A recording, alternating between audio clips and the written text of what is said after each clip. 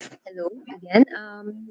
So to proceed, we will have the leveling of expectations and understanding the professional standards to be discussed by Sir Jerry B. Sario Jr., Chief Education Supervisor of the HRDD. Sir Jerry. Thank you so much, Camille. So to everyone, good morning.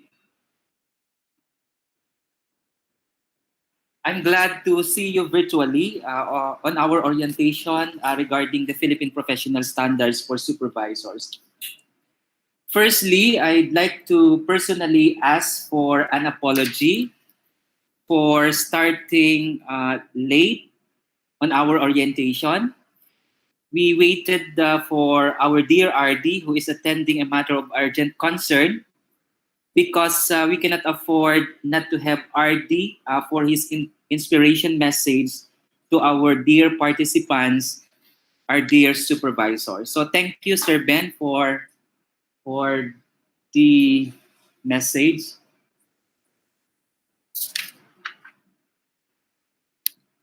Paki-stop presenting mo, Kams.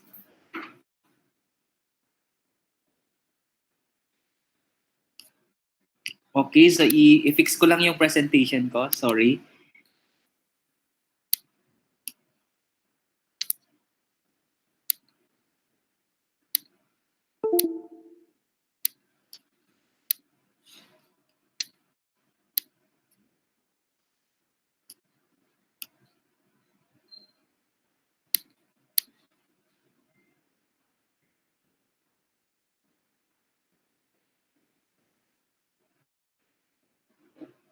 Okay na, Kams? Yes, sir. Okay, so again, thank you, RD, for your inspiration message. And before I start also my talk, allow me to acknowledge our top leaders in the schools division offices, our dear superintendents and assistant schools division superintendents. Thank you for your full support of the implementation of the professional standards for supervisors.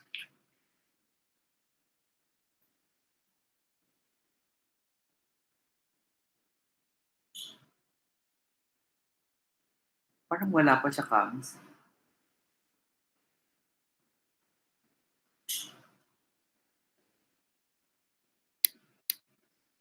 I'll just fix my presentation.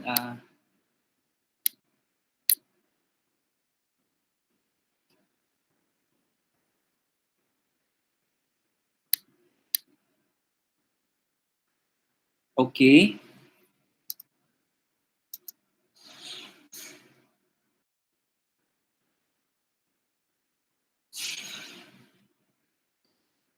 Okay na, Kams? Okay.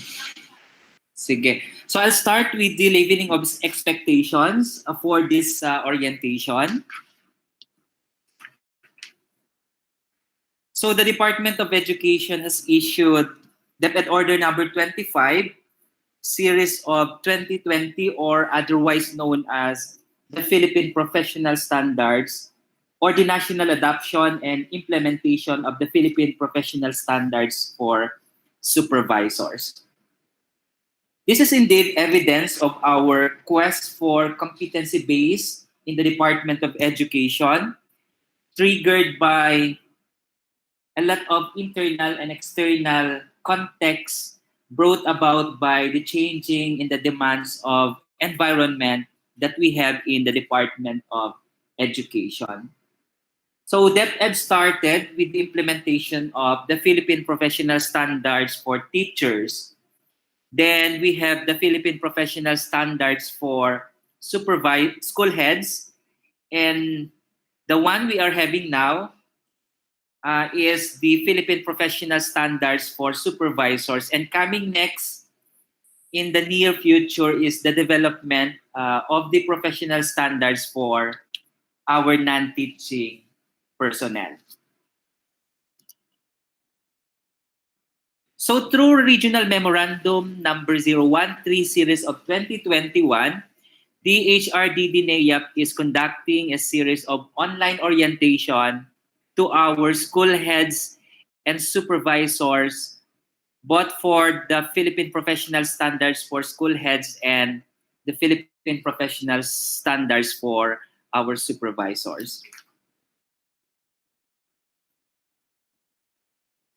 So the Bureau of Human Resource and Organizational Development, or BHROD, and the National Educators Academy of the Philippines, or NIAP, shall promote and ensure wide dissemination of the professional standards in DepEd through the conduct of orientations and capability building activities in all governance levels.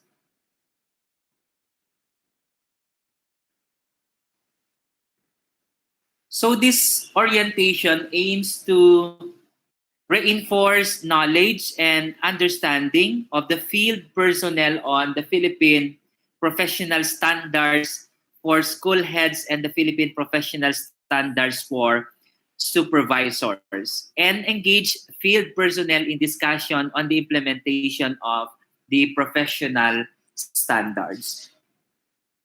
I'd like to highlight in this slide the statement implementation of the professional standards, because we will be clarifying things about series of frequently asked questions about integration of professional standards into the lives of our supervisors. So we are done. That's why in the objective may ano doon, PPSSH for our school heads. We're done actually with the orientation on the Philippine Professional Standards for School Heads last February 23, 2021. And we were able to orient 3,000 something school heads in DepEd Region 2. And today, we are having this orientation for our dear supervisors. So this is the program of activities for PPSH. Supposed to be, we have the opening program and preliminaries, understanding professional standards, and we have sessions 1 and 2 this morning on the familiarization with the PPSS general overview, and then familiarization with the PPSS in terms of the career stages, domains, strands, and indicators. And this afternoon, we will try to cover sessions 3 and 4 on the practices that demonstrate the achievement of indicators, and then discussion of practical suggestions for the implementation of the Philippine Professional Standards for supervisors. Also, we would like to establish some norms with you as we go through with this orientation. So everyone is requested to comply with the following in the entire duration of this activity. First, complete attendance in all our sessions. Anyway, isang araw lang naman po ito. Accomplish all tasks and outputs to be required by the training management team.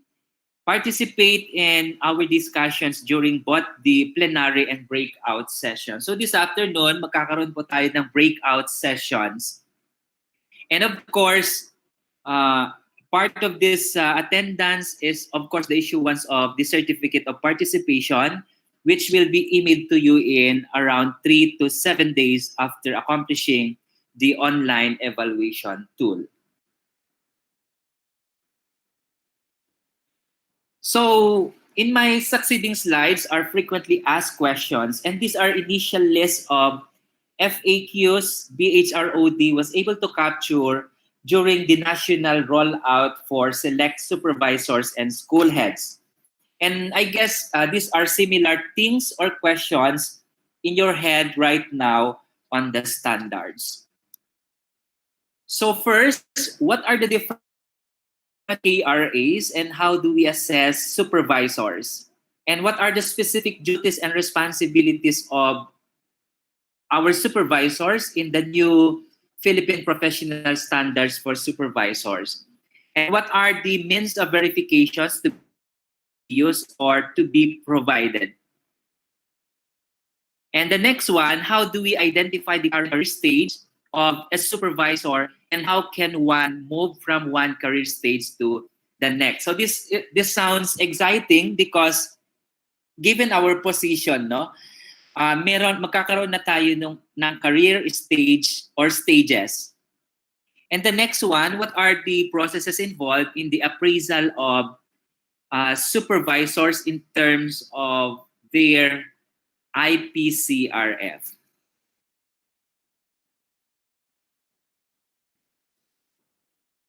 So these FAQs no are a little advanced because we are not actually there.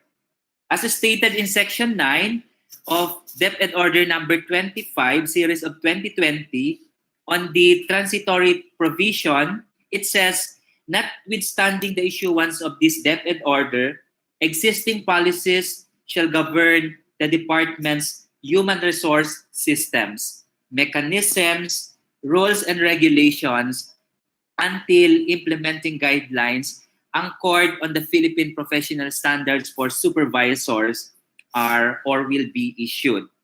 So the very reason why we are having this orientation is that we want you to gain certain level of understanding and knowledge about the Philippine professional standards for supervisors. And once you gain that certain confidence and level of understanding about the PPSS, then you can move to applying the professional standards. But then again, the provision will not prevent us or you already from exploring the standards if you wish to. So, is there a standardized RPMS tool for supervisors in calendar year 2021? Ang sagot po dito, no, we don't have a standardized tool yet, but we encourage that supervisors craft their OPCRF or IPCRF using the Philippine professional standards for supervisors and reconcile it with the division or regional education development plan. As we have established some norms, no, I also want you to demonstrate during our orientation some level of conversation for this orientation. So allow me to share Otto Skarmer conversation and change. So the first level of conversation is talking nice. You call this the downloading habits of thoughts. You talk nice and you listen to the conversation of others. So kahit chismis yung conversation or hindi, basta nakikinig ka lang. And that's, ang tawag natin dyan ay talking nice.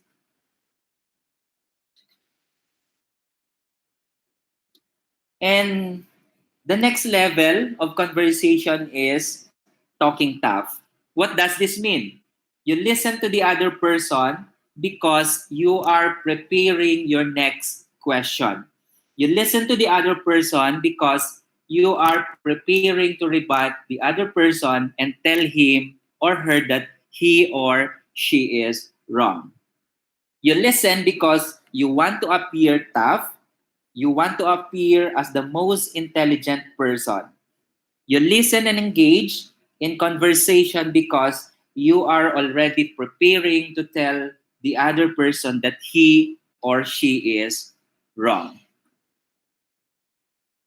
The next level of conversation is called reflective dialogue.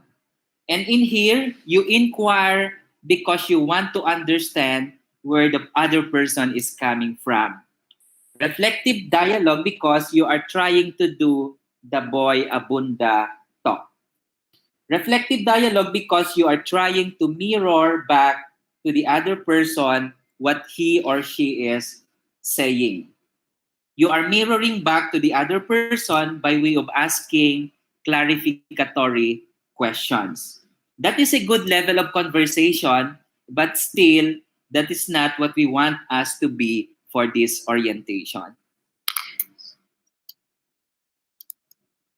The kind of conversation that we hope you will engage for today is the fourth quadrant. where we want to reach generative dialogue. What is generative dialogue? It's generally mean generating culture, generating new ideas, and generating new friends and not enemies. It is enriching our perspective with the perspective of the other person that we are conversing with, to enrich our understanding as supervisors from the experience and the insights and knowledge of everyone who are here. What does it require from us? It requires us to be fully present. It requires us, or it requires from us to be fully engaged in conversation, listening, and asking questions so that we will be able to generate new ideas out of the sharing of experiences. I will not labor so much on that point because this is just the introductory part. Now let's proceed to walking you through the professional standards. And it's good to have a basic understanding of professional standards before we go to the details of the professional standards for supervisors. But briefly, allow me to introduce or reintroduce to you the Research Center for Teacher Quality. I'm sure, Joe, that many of you have already heard about the Research Center for Teacher Quality. So what is RCTQ? So they are the Philippine National Research Center for Teacher Quality, and their mission is to conduct high impact applied research directed at strengthening teacher quality. They are also being supported by the Philippine and the Australian governments. And RCTQ is a partnership also between the Philippine Normal University, the country's National Center for Teacher Education, by virtue of RA 9647, and the University of New England in Australia through the SEMER National Research Center. So, operationalization of RA 9647, the RCTQ supports PNU in its mandate as the National Center for Teacher Education. So they provide technical support to the Department of Education as well as to the Commission on Higher Education in terms of programs and projects that chart policies and recommendations on teacher training, teacher education, continuing professional education of teachers and academic supervisors, as well as teacher education curricula.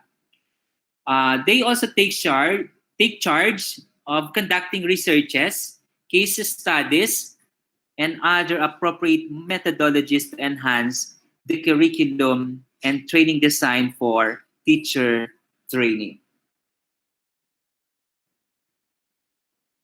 RCTQ research and technical assistance is currently focused also on the implementation phase of the transformation of the National Educators Academy of the Philippines, including the development of the teacher induction program for our new teachers.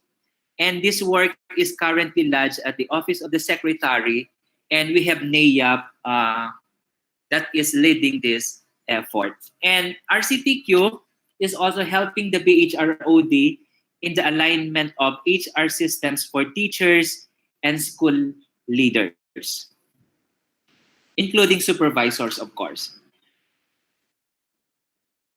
DepEd, or these DepEd reform efforts offer, among others, we have a teacher induction program that uses various learning modalities for different school typologies, among other enhancements, making it responsive to COVID-19 crisis situation. Also, ay nawala. Kams nawala.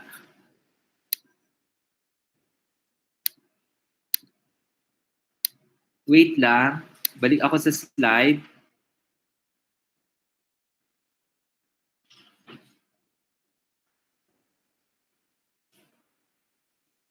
Okay, so these DepEd reform efforts offer, among others, a teacher induction program that uses various learning modalities for different school typologies, making it responsive to COVID-19 crisis situation. And it also uses standardized or standards-based career progression and performance management system, which helps teachers adapt and respond more quickly to circumstances associated with the COVID-19 pandemic.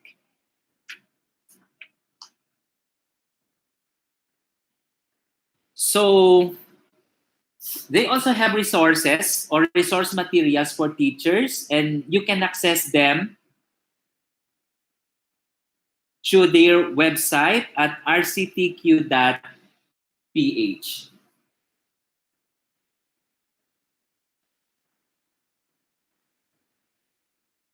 So they have modules that the teachers or school leaders and eventually supervisors can access to help teachers help our learners. So these are big studies that they have done with the Department of Education that inform their current assistance. So we have NEA Transformation Study, Development and Validation of the Philippine Professional Standards for Teachers. We also have Teacher Development Needs Study, and of course, Pre-Service Teacher Development Needs Study.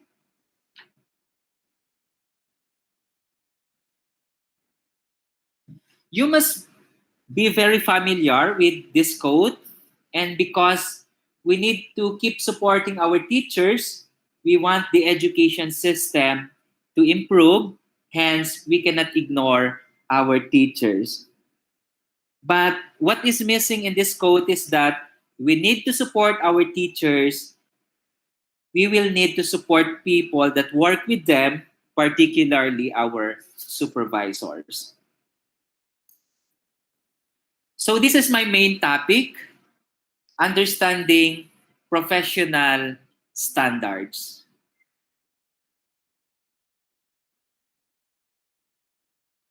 So can you still remember this? We used this slide when we had our rollout on the Philippine professional standards for our teachers. So do you know what's this? So what did you see? Airplane? What else? So this is a cargo plane in 1956, and what it is referring. So 51 or 5 IBM drive. So noong 1956, ganyan ang 5 MB IBM hard drive. So do you know that your iPhone right now is more than 51,000 times that, and you don't need a cargo plane to transport your iPhone, right? So there's a lot of change that's happening, and sometimes naninibago tayo kasi nag-a-adjust, but change eventually comes out to better for everybody. So you have to consider these things kasi kayo po ang mag-i-implement ng Philippine Professional Standards for Supervisors. And since bago po itong standard, for sure, may mga adverse reactions or effects sa ating mga supervisors. So parang vaccine po yan, but these are just mild reactions kasi dumaan naman yung Philippine Professional Standards sa matinding pagsusuri. But I hope that these reactions or mga agam-agam natin sa standards will lead us to embracing the standards as we reflect on our practices as supervisors.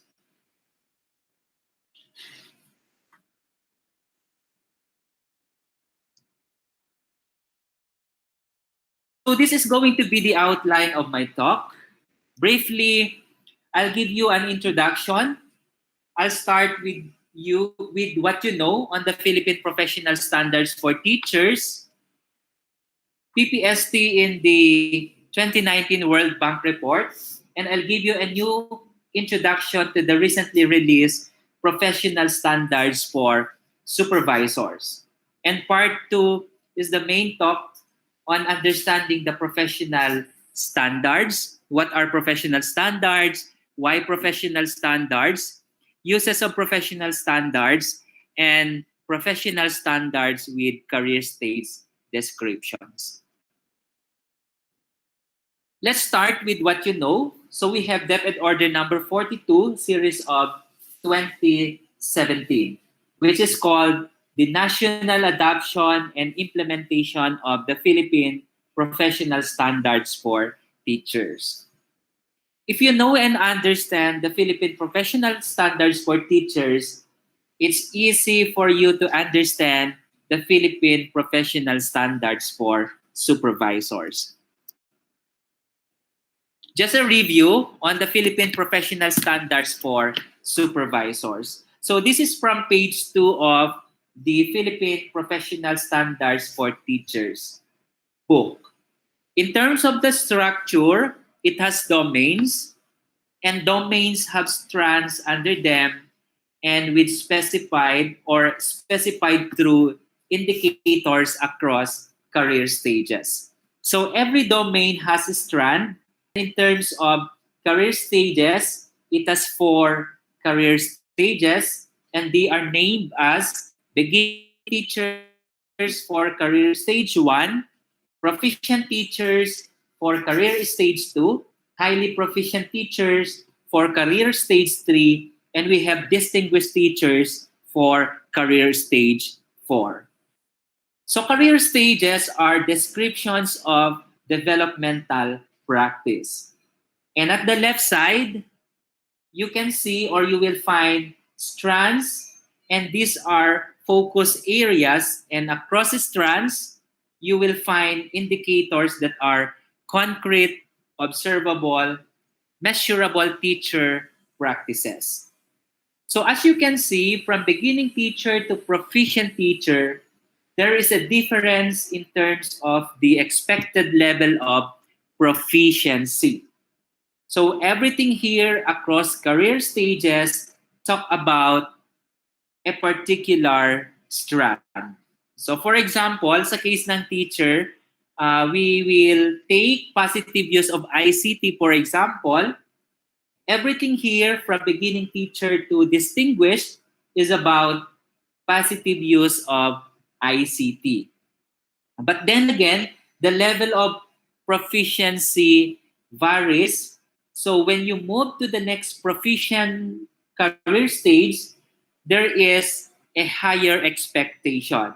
And when you move to highly proficient, for example, then there is a higher expectation on that.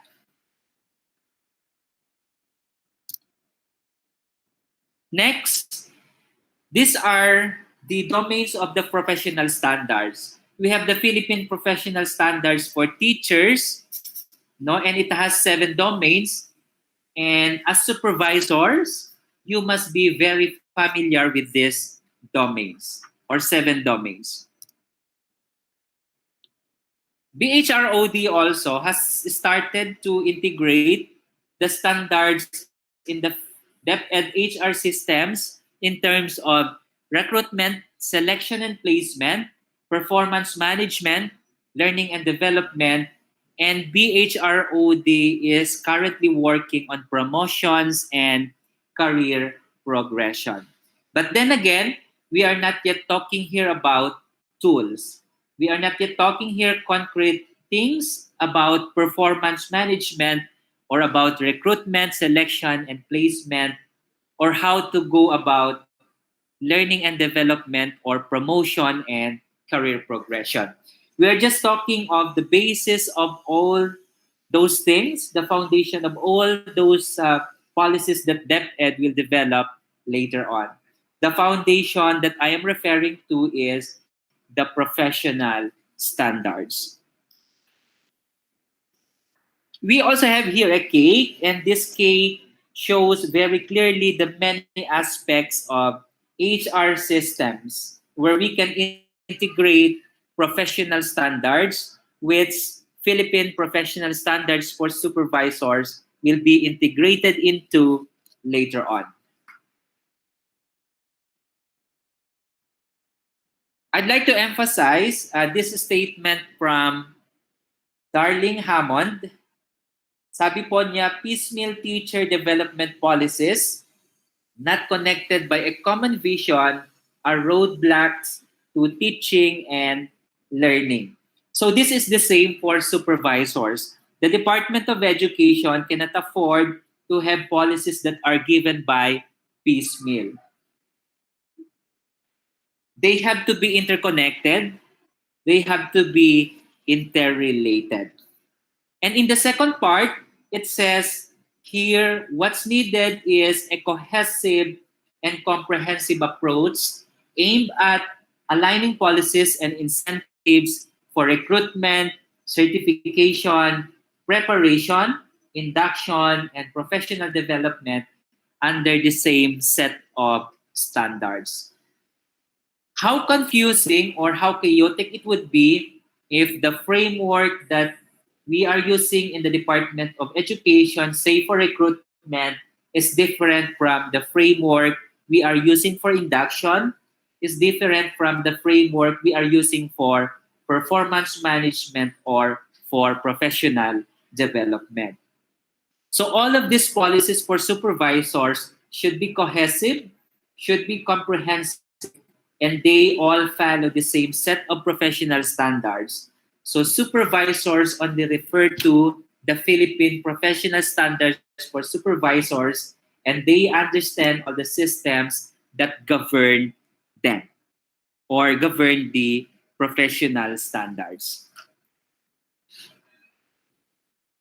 Moving on to the World Bank report, and in the World Bank report of 2019, there is an acknowledgement of what's needed for a country's economic success. So this is a report on economics, the Philippines economic update, which says rapid technological advances are increasingly making human capital, which refer to knowledge, skills, and good health, and these are essential to a country's economic success. And I think you agree with the World Bank that human capital is a critical drive of both economic growth and, of course, inclusion.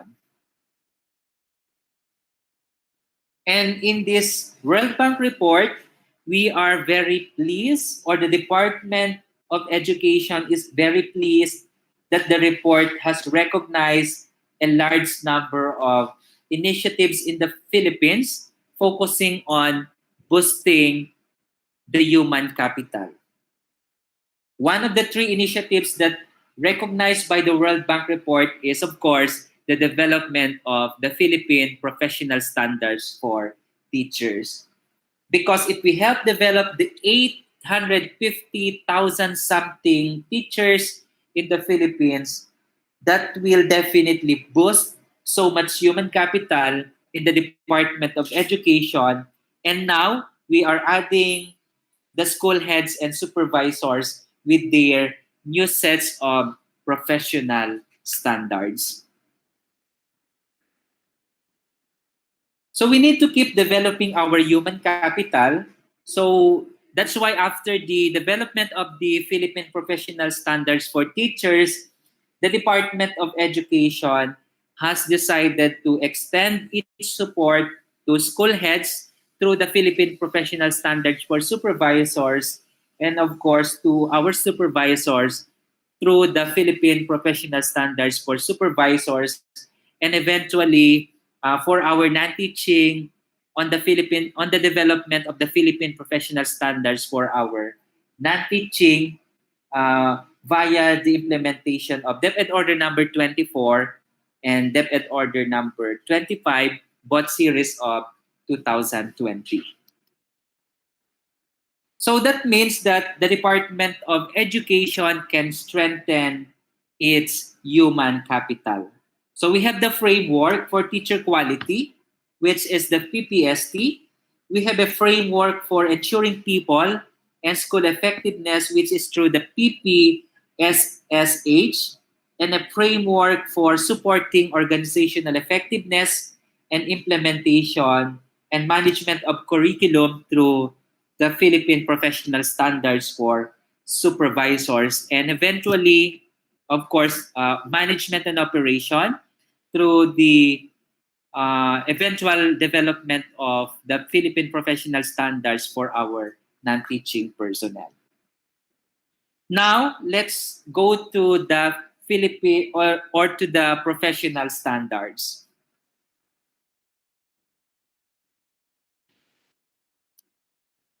So, what are professional standards? So I use the definition in DepEd Order number 24 and DepEd Order number 25. So when we say professional standards, this referred to professional practice expected of quality professionals to achieve at every stage of their career.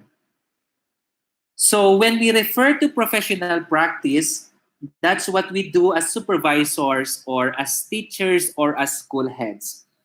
This is what we expect from quality professionals. So those that are not quality professionals, they need to work hard so they reach the professional standards. So every quality professional should show or should at least show achievement of professional standards. And the standards are set realistic, achievable, and it has minimum level of acceptable performance. So for teachers, for example, if a teacher has been in the Department of Education for 2 years or 3 years or more, he or she is expected to be at career stage 2. That is his or her minimum level of performance or acceptable performance. So if you are a master teacher in the Department of Education, the minimum level of performance is that of career stage 3, that of highly proficient career stage.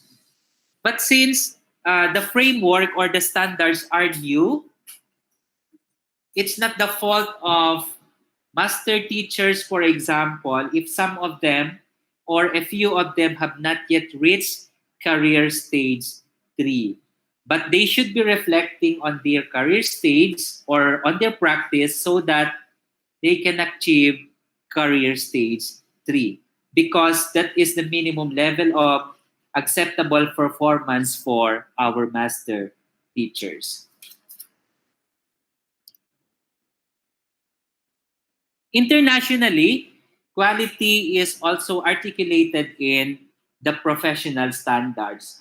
So, what is a quality professional? It says a quality professional is the one that can show achievement of the indicators that are in the professional standards.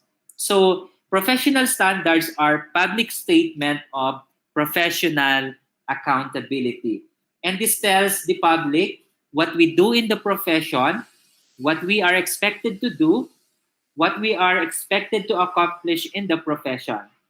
So standards are also sufficiently generic to represent our practice. So in terms of teachers, again, no matter what subject area they teach or no matter what grade level they teach, they should be able to relate to the professional standards for teachers. So in the case of supervisors, say for example in the CID or in the CLMD, no matter what subject area you are actually in charge of, you should be able to relate to the professional standards for supervisors. So if the professional standards expect a science supervisor to be good at content, then that is the same expectation we have for all other supervisors uh, holding other subject areas or whatever grade level in the case of teacher or teachers in the whatever grade level they teach. So again, standards are sufficiently generic to represent practice. I also would like to emphasize that the standards are also responsive to emerging circumstances.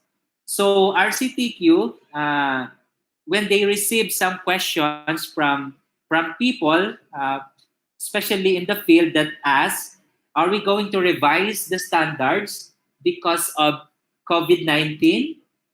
At ang sagot ng RCTQ dyan, we're not going to revise the standards because of COVID. Because the standards are generic and they are responsive to emerging circumstances. So the needed skills for teachers, for school heads, and for supervisors are captured generically in the standards. So just some examples in the Philippine Professional Standards for Teachers, say strand 3.4 on learners in difficult circumstances. So this indicator was developed in 2017 and COVID started in late 2019 or early of 2020. So teachers should be able to respond to learners in difficult circumstances. So that's the expectation in the professional standards. Strand 4.5 on the selection, development, and use of a variety of teaching and learning resources, including ICT, to address learning goals. So this strand is also responsive to the standards. So when you look actually at all 37 indicators in the Philippine Professional Standards for Teachers, you know that they are all useful and responsive to current circumstances. And I hope you will be able to see this also as you go through the professional standards for supervisors later on. So why do we need professional standards? And the main purpose actually is to promote and guide professional practice. So what's need to be done? If we want to promote and if we want our practice to be guided. So what's the expectation and how do we encourage people to become better? And the answer to these questions, we need to always refer to the professional standards. Other things, why professional standards, they define quality expected of professionals across the continuum of career stages. They also make explicit what professionals should know, be able to know, and value to achieve their competence to improve student learning outcomes and eventually quality education. They support professional practice, including improvement of teacher, improvement of school head, improvement of supervisor quality, and through this, of course, improvement of learning achievement or learner achievement. So the professional standards provide a framework for the practice of the profession. So what's my framework for the practice of the profession? That's the professional standards. But even without you looking at the RPMS tools later on, even without you looking at assessment tools, people should be able to use the professional standards for their reflection. So what are my strengths? You can check this in the standards. What are my weaknesses? What are the indicators that I'm not able to achieve? So these are all present in the indicator, in the standards. Or are there indicators in the standards that I need to pursue some more so that I become better supervisor? So minus all the tools, the assessment tools, the RPMS tools surrounding the standards, we use the standards basically to guide our practice for professional reflection. So I copied here some uses of professional standards from DepEd Order number 42, series of 2017. So the PPST shall be used as a basis for all learning and development programs. So the same case for the PPSS or NPPSSH, it shall be used as basis for all learning and development programs for school heads and of course for the supervisors.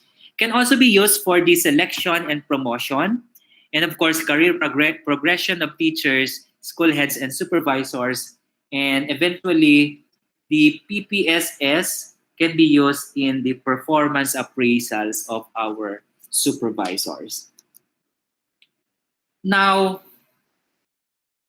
I'll talk about professional standards with career stage descriptions. So the career stage descriptions will use the framework rather, for career progression. And we believe that supervisors must be supported through a continuum of development, which enables them to improve their practice and move to higher career stages. And this gives people the opportunity, the chance to know the expectation of him or her so that she or he can move to higher career stages. So for example, currently, if I'm at this career stage, what do I do so that I become better in my practice? So I look at career stage 3, for example, and see there which ones I'm not able to accomplish yet, and that's what I need to work on.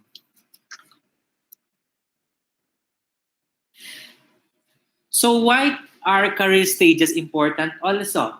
The description of standards at different career stages provides a framework for the teacher or supervisor development continuum. And we can say the same for supervisors development continuum. We would want a senior supervisor to have the same, or would we want rather a senior supervisor to have the same level of practice to a new or neophyte supervisor. So we have higher expectations of a senior supervisor having been in the field or in the position for a long time doing supervisory works. So if we have a new supervisor that refers to the professional standards, the new supervisor would know how to improve his or her practice by looking at the next higher career stage. So that's a framework for development continuum. We've always advocated for teachers that evaluation should be based on professional standards. And that's also what we want or what we think of evaluation for supervisors later on.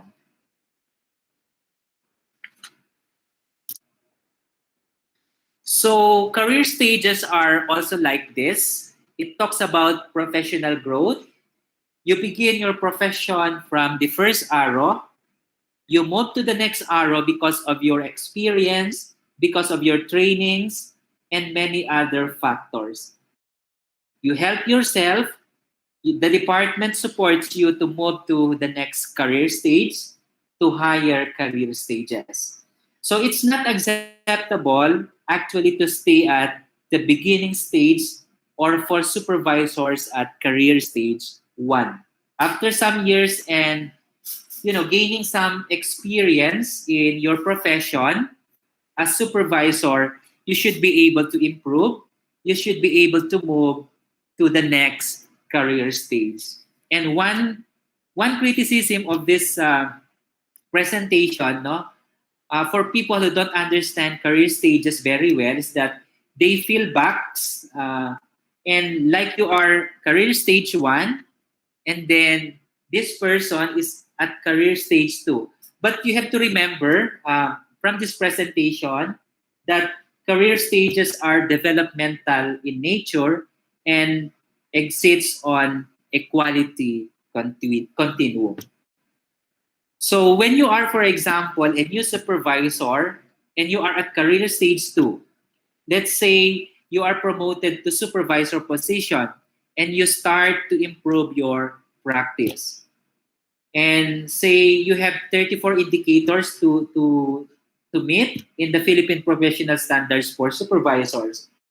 And out of this or those 34, as a new supervisor, on the first year of being a supervisor, you might already be improving in two, three, four, or five, or even seven of those indicators. So you are no longer really in the green one, but you are moving towards the blue one. So when you are able to show achievement of all 34 indicators, then you are in the blue one. But you know, when you are in the blue one, when you are in career stage 3, you might already be improving in some indicators under career stage 4. So ganun po yung ibig sabihin ng continuum or developmental continuum. So this is about also increasing the level of proficiency. So you are already familiar with this illustration because we use this uh, for the Philippine professional standards for teachers. But this is similar with supervisors. Those that want to become supervisors, yung presentation ko kanina previously about NAIAP transformation, NAIAP will have to offer programs for those that are qualified and those that are interested to go to the supervisory track so that they are ready to do the job of being a supervisor, which is that of career stage 2. So, kung na-meet mo yung indicators under career stage 1, hindi ka pa pwedeng matawag na full-fledged supervisor. But instead, you are still preparing yourself to become a full-fledged supervisor. Only in career stage 2, pwede kang matawag na full-fledged supervisor.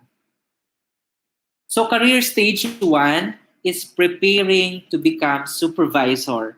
And career stage 2 is a full-fledged supervisor. But when you are in career stage 2, again, you need to keep improving yourself so that you reach career stage 3. And we call that rather developmental continuum. By the way, when you are a supervisor, you can decide already to stay at career stage 2 because this is a good practice already. The minimum that every supervisor must achieve. Just like teachers, they can stay at career stage 2. If they want, they can retire at career stage 2. This is a good or quality practice, but then again, supervisors might want to become better in their practice, might want to keep improving, which is good or ideal. So they hone themselves and they help themselves and they reach career stage 3. And some others or few others are able to reach career stage 4. And later on today, as we go through with this orientation, you will better understand the descriptions of career stages for supervisors. Implications of career stages. So career stage 1 offers realistic requirements of supervisors in training.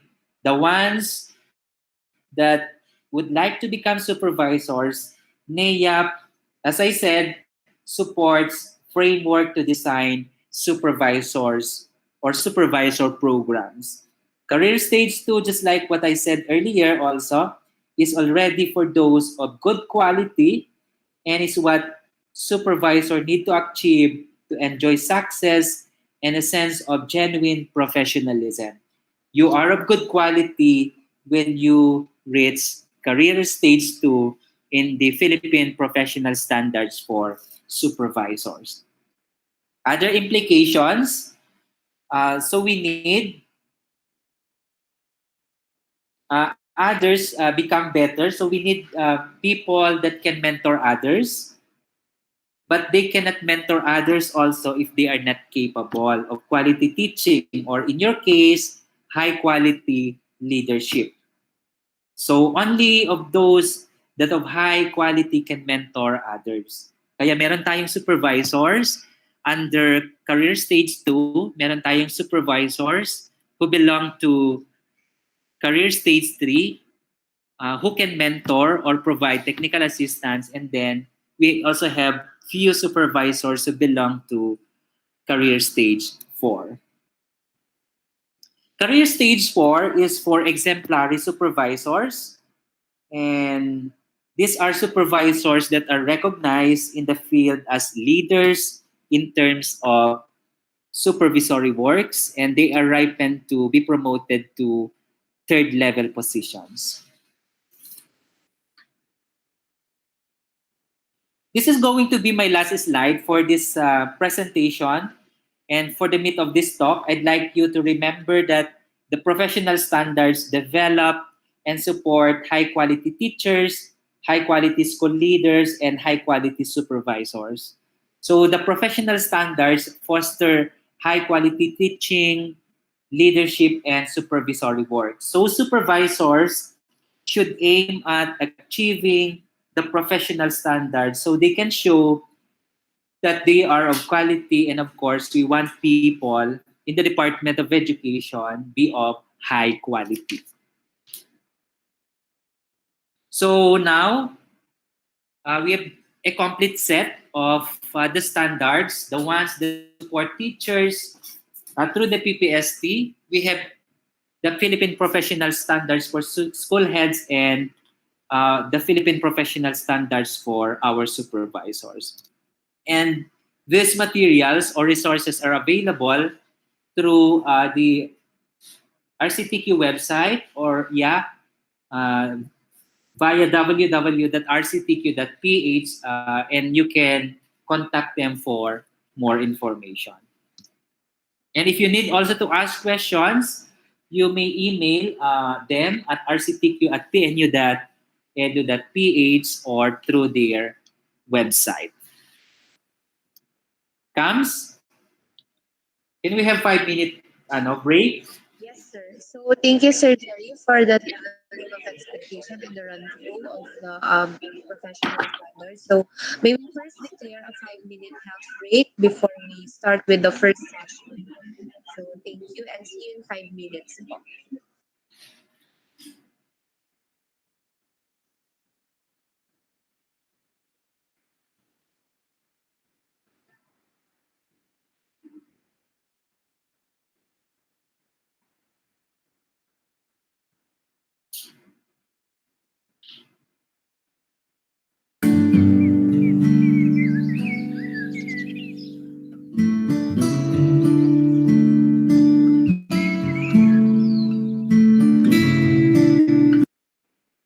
Protect your site with GoDaddy. You might not know what SSL is, but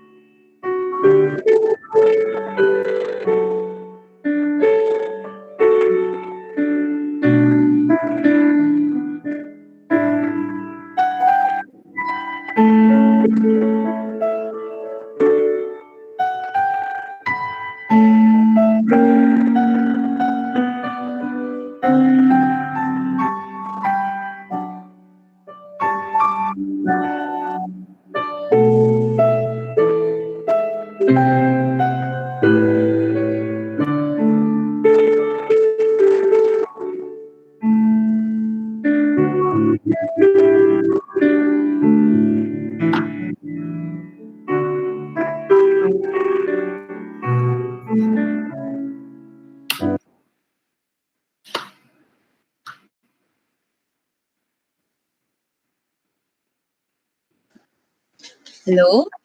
So, welcome back. And we will start with the orientation proper, which is the session one, familiarization with the Philippine professional standards for supervisors, the general overview, to be discussed by Sir Jerry B. Saria Jr., our Chief Education Supervisor, and Ma'am Salvina A. Macarugbo, Senior Education Program Specialist. So first, may we have Sir Jerry? Sir? Thank you again, Cam. So let's continue. So we're now about to discuss session one. on the familiarization with the Philippine professional standards uh, on the general overview. So before going into that, I'd like to flash first this slide. So what can you say about the image? As supervisors, what can you say about the image on your screen? So I would like you to relate the image to the many different responsibilities of supervisors, whether you are supervisor in the division, in the region, or whether you are a district supervisor. So I think I'll give you 2 minutes or 3 minutes to write your reflection in the box or on the chat box.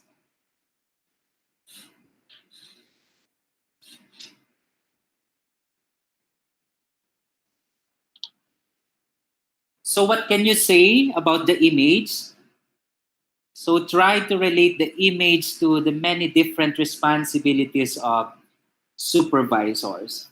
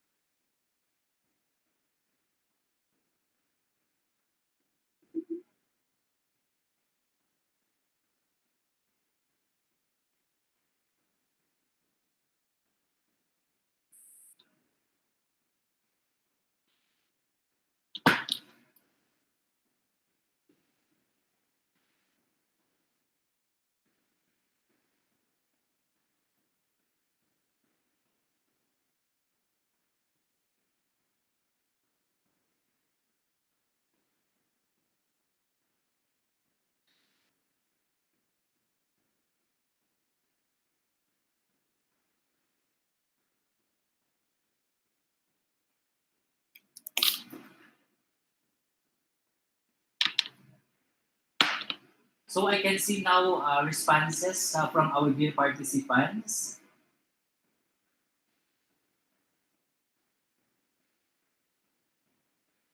So from Ma'am Roberta Antolin, the image shows the different tasks that the supervisor needs to attend to. Okay, that's correct.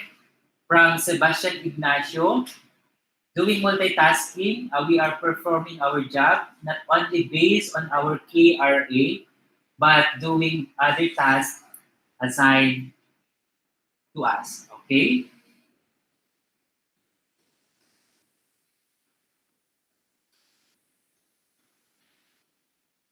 So from Sir Rodante Nadal, balance everything.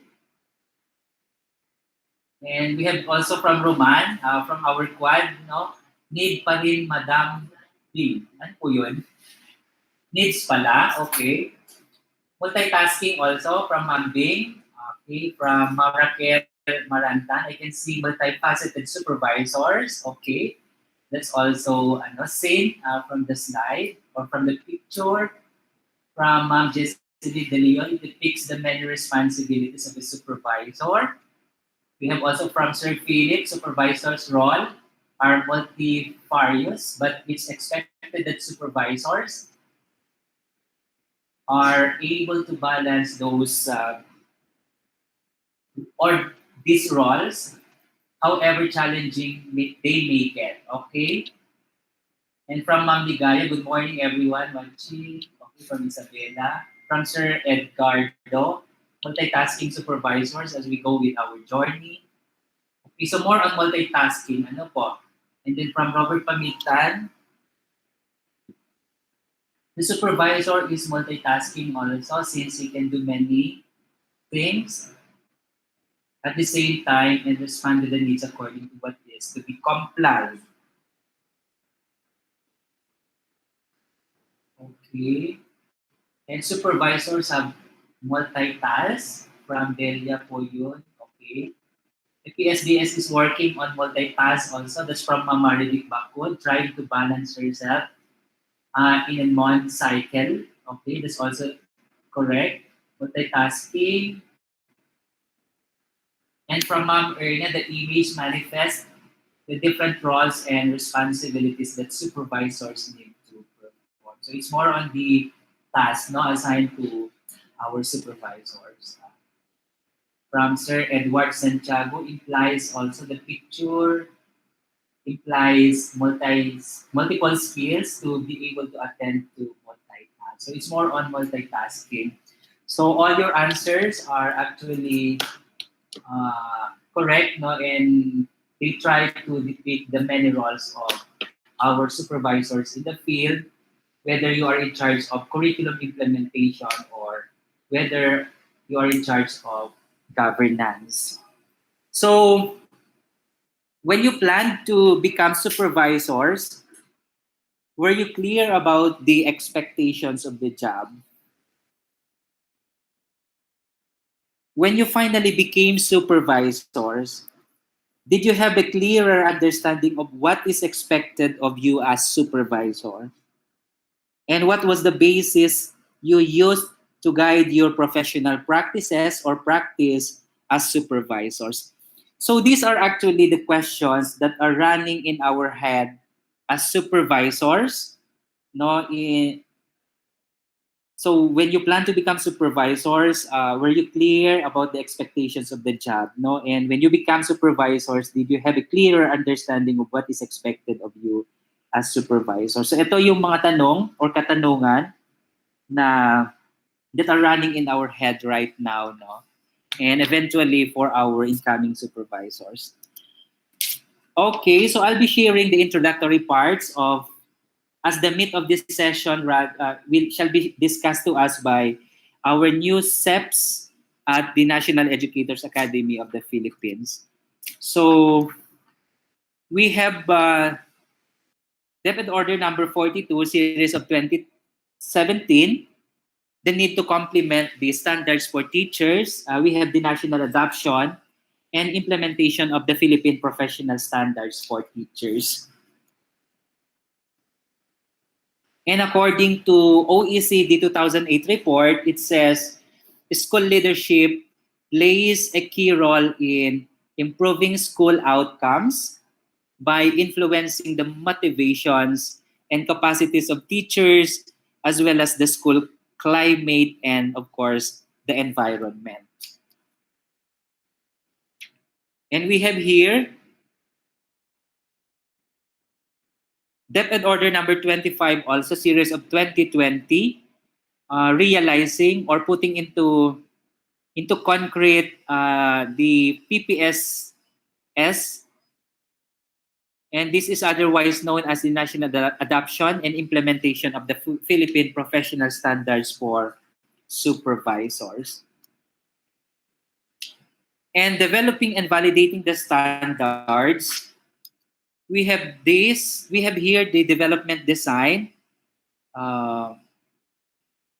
So gumamit po yung team ng quantitative approach and at the same time a qualitative approach. And under quantitative approach, they use psychometric studies of indicators as well as survey of school heads and supervisors. And on the qualitative side, gumamit sila ng document analysis, and they also adopted yung FGD, roundtable discussion, and then structured interviews for select supervisors and school heads. And they also did consultations with key stakeholders. So yan po yung work on the professional standards for school heads and supervisors. And just to show you that the advisory board composed of, we have Jennifer Lopez, co-chair, Director 3 from the BHROD, with Director Jan Shena from the National Educators Academy of the Philippines. And as you can see, we have members now composed of our regional directors, and some external consultants. And the advisory board, they actually provide fresh perspectives on various matters, and they direct the thinking to issues that may not be on the radar of the research team nung nag-conduct sila ng consultation or focus group discussion or roundtable discussion. And they ensure also that the work is relevant to the Department of Education and to the wider school community. And here are the members of the technical working group. And so we have PSDS also representative, EPS representative, ASDS, and of course OIC SDS. And these are the activities being conducted while developing the standards. So on the advisory board meetings, ito yung mga dates indicated kung kailan sila nag-conduct ng advisory board meetings. So with the TWG meetings, so from write shops to revision write shops until finalization of the professional standards. Consultations with stakeholders were also conducted on the dates as seen in the screen. So roundtable discussions, FGDs, brainstorming, activities, and review with select school heads and supervisors, including presidents of national organizations. And then the first validation also was conducted across regions. So we have here the dates and then the venues where the first validation was held. And also on the second and third validation across regions, here you can see Region 2 na involved din po during the second and third validation. And it was held here at the National Educators Academy of the Philippines, third floor. And I think that ends my presentation. And I now give you Ma'am Bing, our new senior education program specialist at AYAP, to discuss to you the content of Deputy Order number 25, series of 2020. Thank you so much.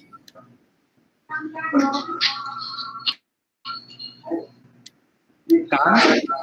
Thank you very much, Sir Jerry. Wait lang po, I shall present my screen.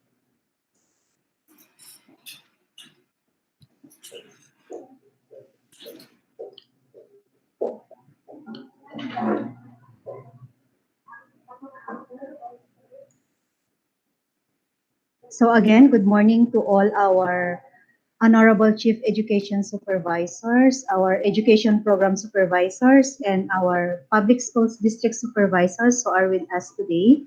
So I shall be discussing DepEd Order number 25, series of 2020, or known as the National Adoption and Implementation of the Philippine Professional Standards for Supervisors.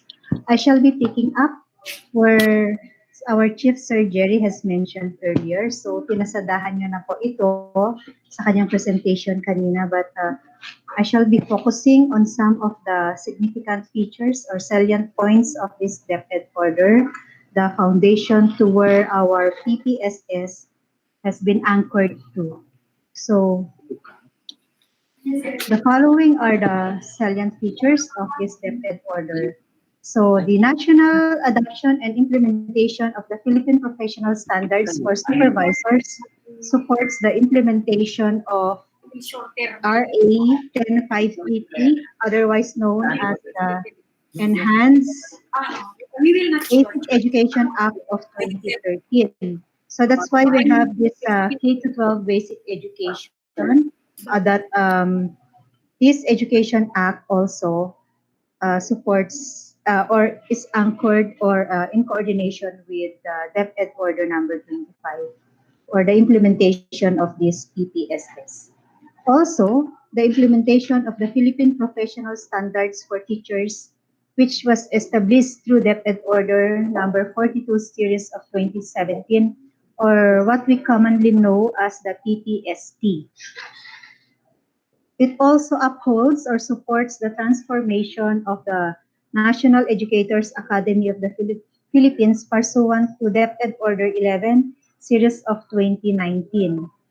And as mentioned earlier by our chief, the framework of designing programs for continuing professional developments for supervisors and aspiring supervisors shall be created or designed by the National Educators Academy of the Philippines.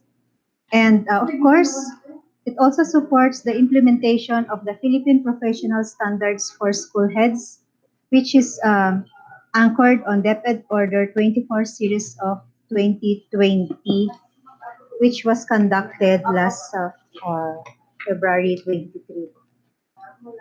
And next,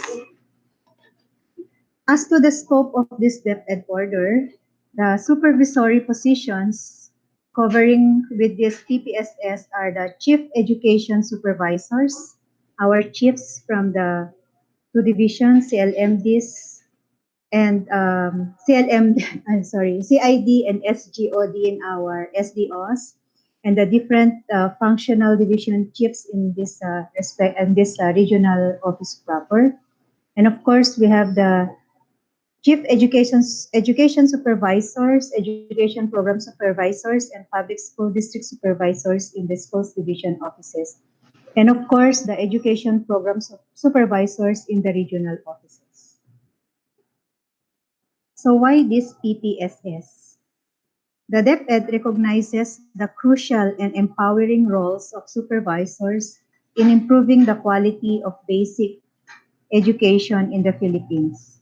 So it upholds that quality student learning is contingent upon quality teachers who are supported by quality leaders, school leaders. It also recognizes the importance of professional standards in the continuing PD or professional development and advancement of supervisors.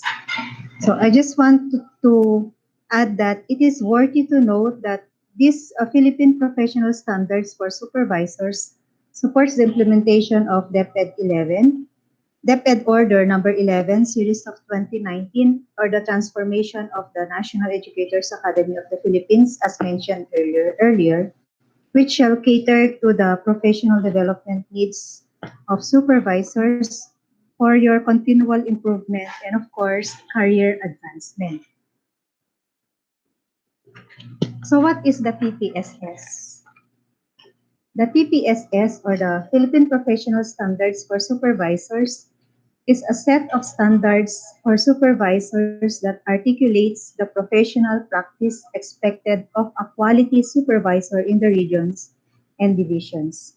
So please take note that the words or the statement professional practice or the phrase professional practice expected of a quality supervisor is highlighted in this slide because the holistic performance of the division along the supervisory line or jurisdiction of your jurisdiction is dependent upon the quality or the kind of leadership that you are doing. That is why it is embedded in these standards the continuing professional development for your career advancement and of course as your guide later on in carrying out your functions as supervisors. Next, the PPSS serves as a public statement of professional accountability of supervisors. Again, the word professional accountability is highlighted because as supervisors, you have obligations to deliver towards your scope of clientele to serve. So we cannot escape from this obligation or we cannot escape from this accountability because it is part of our oath of office. And it sets out what supervisors are expected to know, be able to do, and value as they progress in their profession. So this PPSS will serve as the guiding point, or we can call or liken this to a Polaris, the big star, or the guidepost to where the supervisors are heading to.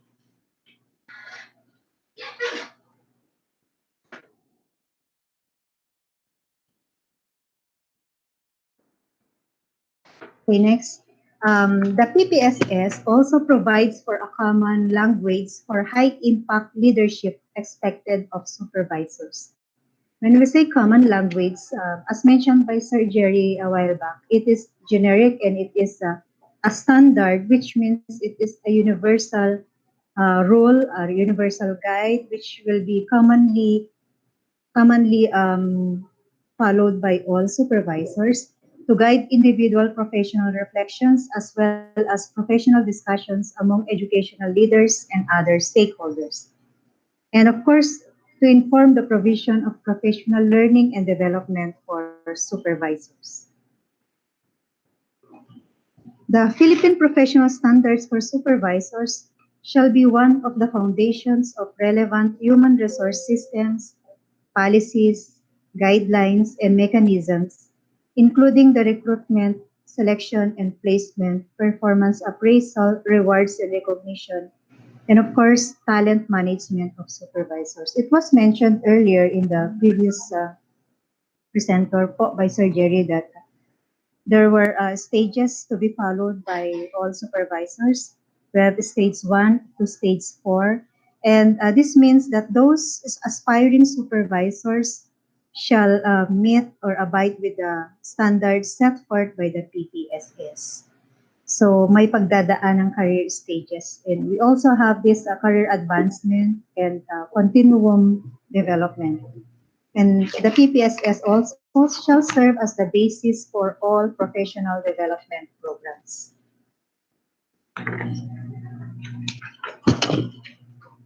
The PPSS also aims to set out clear expectations of supervisors along well-defined career stages of professional development from beginning to exemplary practice.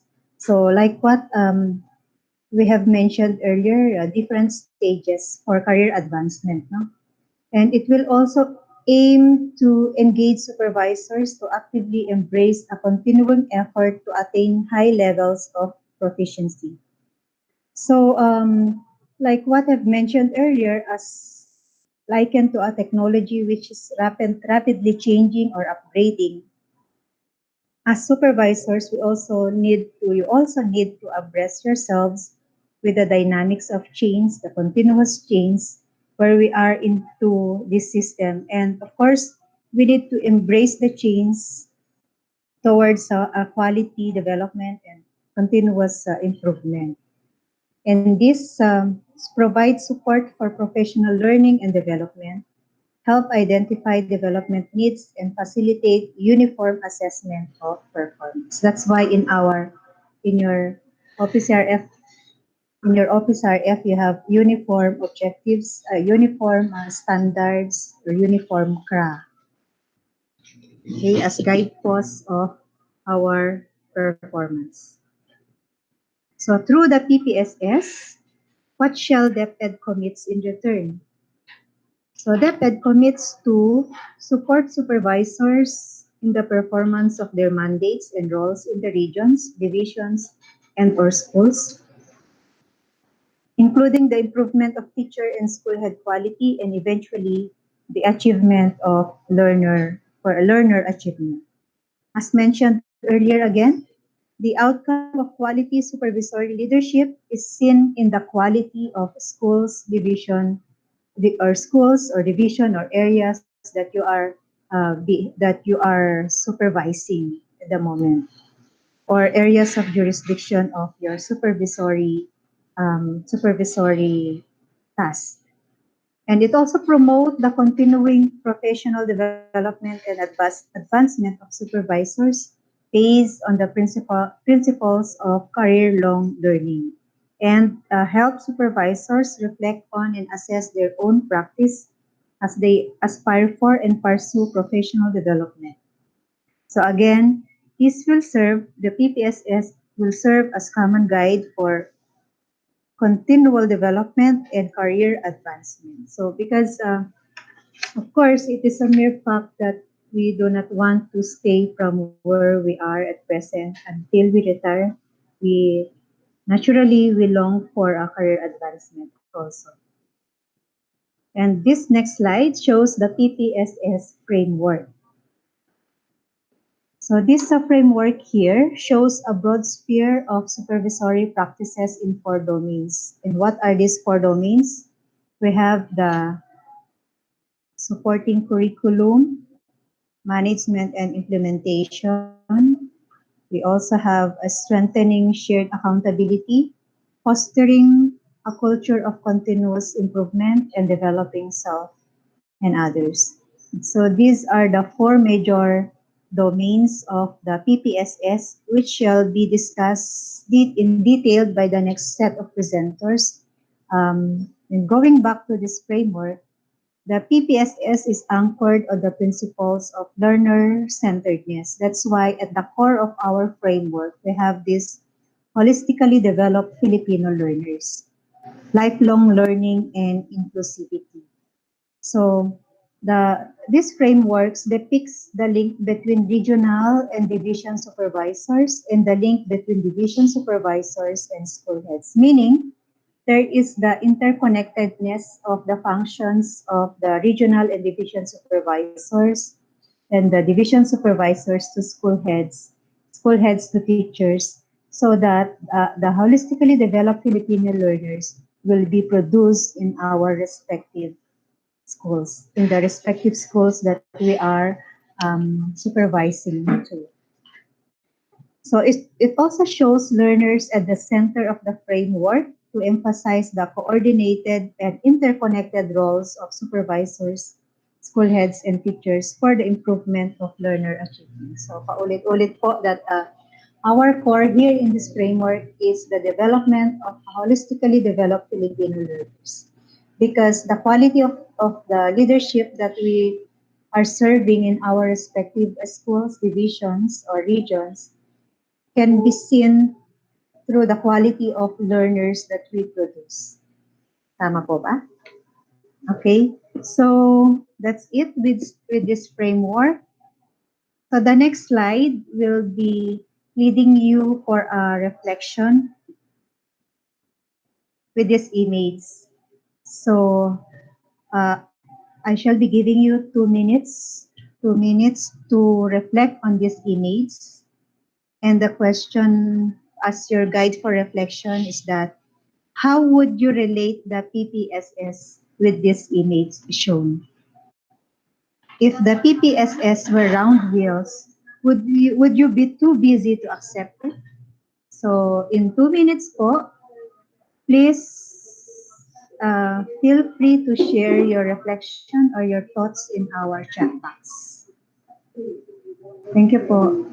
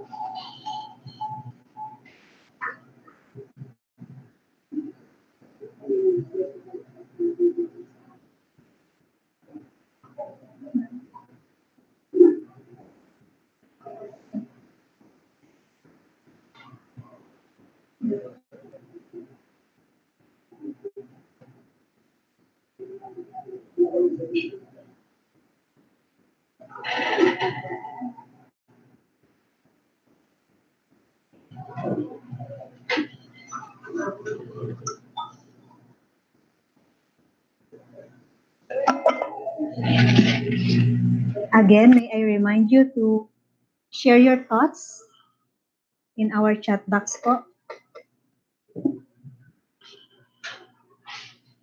Again, the question is,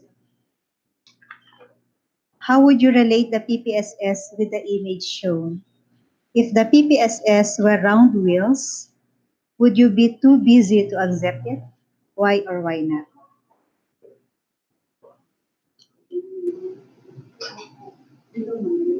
So please feel free to share your thoughts in our chat box.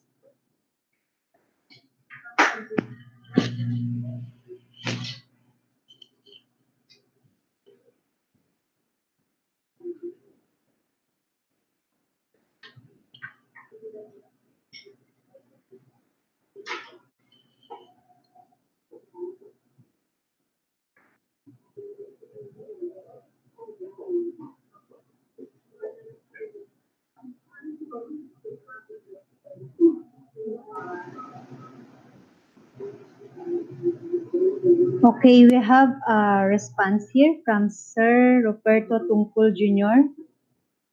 The PPSS is our vehicle as supervisors to attain the ultimate goal of education to produce quality learners. Thank you very much, Sir Rupert.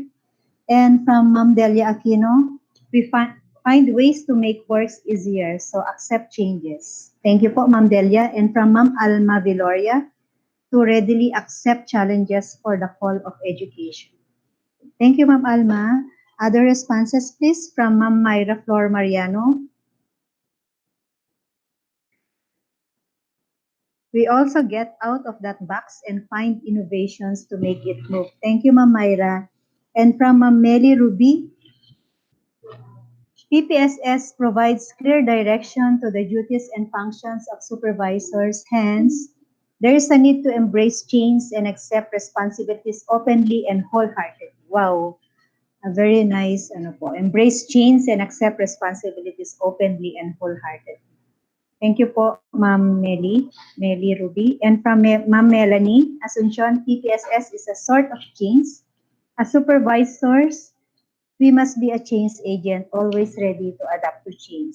Tama po, Ma'am Melanie. Thank you po. And from Sir Benedict Santiago, the picture simply shows rejection to accept the challenge.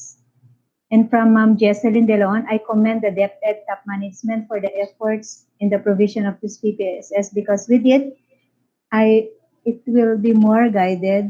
I will be more guided in doing my task. So from Sir Edward, as supervisors, no matter how busy we are and loaded with too many and tasks siguro yan. And from Ma'am Cora Pataguan, be brave enough to accept new challenges. So all in all, your responses po are contributing and brilliant and all inspiring and contributing to the development and implementation of our PPSS po. So the spare wheels are round and that represents our PPSS.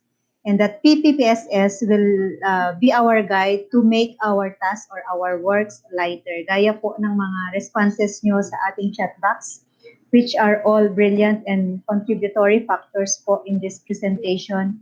So this image is a symbolic image that represents our learning with this PPSS po. So accept changes, accept change because perhaps the change will help us make the work lighter and easier.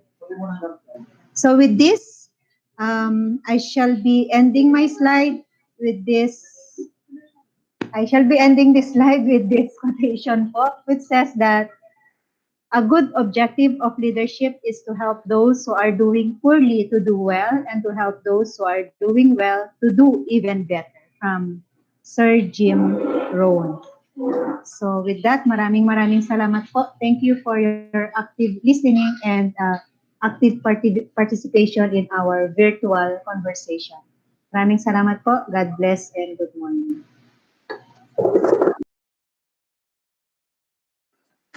Again, good afternoon and welcome back for the second part of the orientation on the Philippine Professional Standards for Supervisors. And now we are on our session 2, which is the familiarization with the PPSS career stages, domains, strands, and indicators to be discussed by Ma'am Zenaida Pia Alejo of the Chief Education Supervisor of the Field Technical Assistance Division, and by Sir Liberato T. Umangay Jr., Education Program Supervisor of the Human Resource Development Division. So may we first have Ma'am Zenaida P. Alejo to give the first part of the session. Ma'am Zeni. Thank you very much, Camille. And good afternoon, everyone. Good afternoon to our beloved Regional Director, Sir Ben, to our Assistant Regional Director, Sir Jess, our Schools Division Superintendents, and Assistant Schools Division Superintendents who are in attendance to this virtual meeting and session with us with the PPSS. our very dear Chief Education Supervisors, supervisors all over Region 2, and everyone who are attached with this encounter. Good afternoon, everyone. We are done with the first session of this Philippine Professional Standards for Supervisors. It is unholy, but I know as public servants and quality supervisors, we don't mind whether what time are we serving the people of Region 2 and other parts of the country. So, this is the orientation that the Philippine Professional Standards for Supervisors must have been shared this morning but by our earlier speakers. So in this session, the session 2, we are on the familiarization with the Philippine Professional Standards for Supervisors, focus on career stages, domains, strands, and indicators. Mine will be the career stages of the Philippine Professional Standards for Supervisors. So once again, good afternoon, everyone. Welcome to the familiarization with the Philippine Professional Standards for Supervisors. Yes, I am Zenaida P. Alejo, Chief Education Supervisor, Field Technical Assistance Division, this region, your facilitator on the career stages of the PPSS. Yes, supervisors need to be supported to be more effective in the conduct of their roles in various functional divisions in the region and even in the schools division to improve their professional practice and address their proper career progression. The PPSS clearly articulates a developmental continuum of professional practice that supports supervisors in the conduct of their roles in the region, divisions, schools, and learning centers, and provides clear guidance for career progression. So as district supervisors, we are categorized according to our accomplishments. Are we the beginning supervisor? If we are already 5 years in the service, do we still consider ourselves the beginner?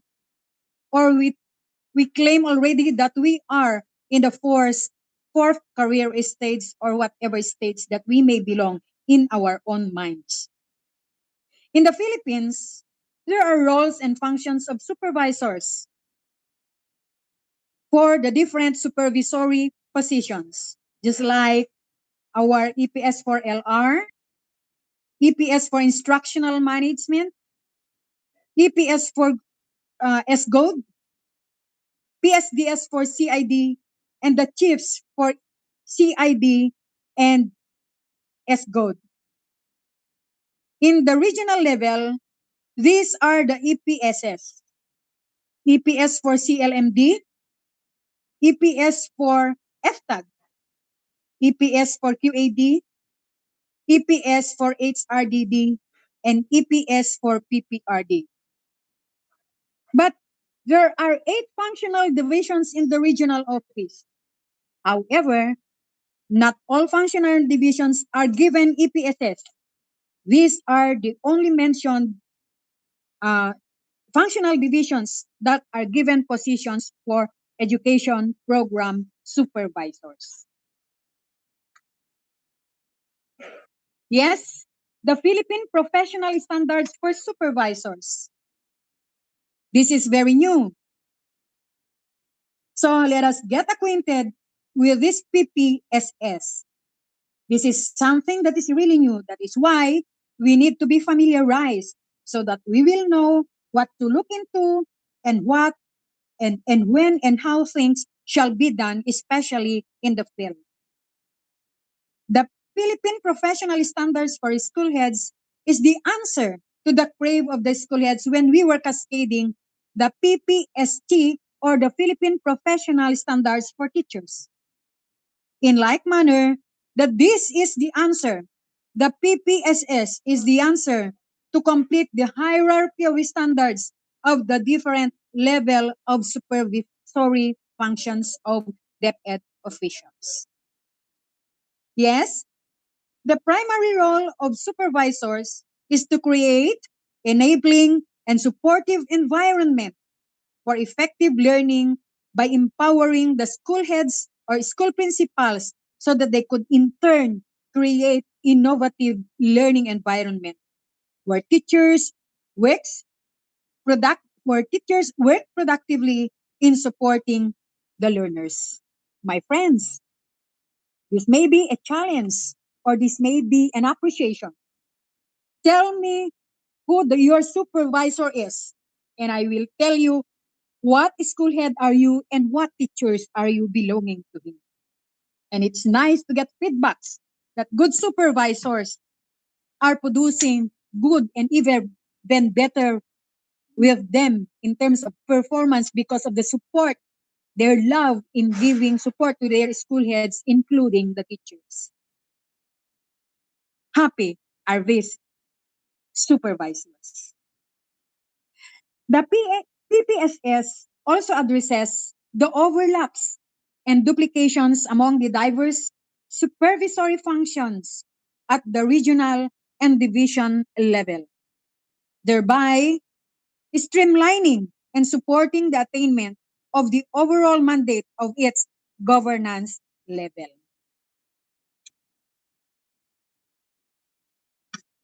This is DepEd Order number 25, series of 2020. Since the inception of the 11 supervisors' role in the division and in the regional level, there have been overlaps or conflict to the differences and different interpretations to the rationalized functions and structure. So for this, there is a need to have professional standards that can unify all in dispensing their roles and functions, creating a common understanding, mindset, and skills. And that is why, my friends, we have this PPSS through DepEd Order number 25, Series 2020, otherwise known as the National Adoption and Implementation of the Philippine Professional Standards for Supervisors. We are happy to know that DepEd Order number 25 is now out for implementation after many rigorous researches and consultation activities from the start to its refinement. Now we have it. Really, the DepEd Order number 25, Series 2020. And I reiterate, this is all about the national adoption and implementation of the Philippine Professional Standards for Supervisors. This sets out clear expectations of supervisors along well-defined career stages of professional development. Engage supervisors to attain high levels of proficiency and provide support for professional learning and development. This is the booklet of the Philippine Professional Standards for Supervisors. Through DepEd Order number 25, series of 2020, really, now, the reality. And the provision of this booklet will give us reference. We are excited at the regional office, at the regional level. We hope you are too, because you now have a guide and clear directions in doing your functions as supervisors, your reference to help school heads to be effective, especially to its ultimate effect down to our clientele, our students and pupils. So this afternoon, we will be introducing to you the career stages, domains, strands, and indicators of the Philippine Professional Standards for Supervisors. Mine will be on the career stages, while the domains, strands, and indicators will be explained in depthly by my companion, Sir Liberato Umangay, the EPS of the HRDD.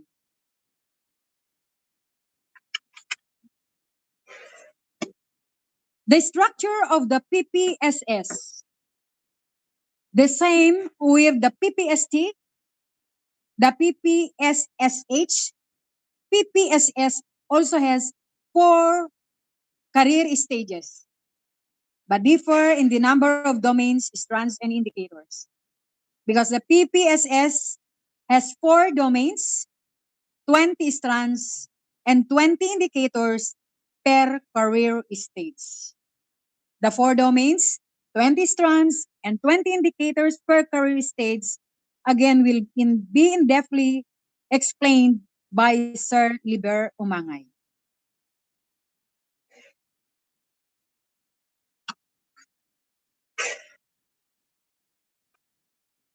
We have already heard so much.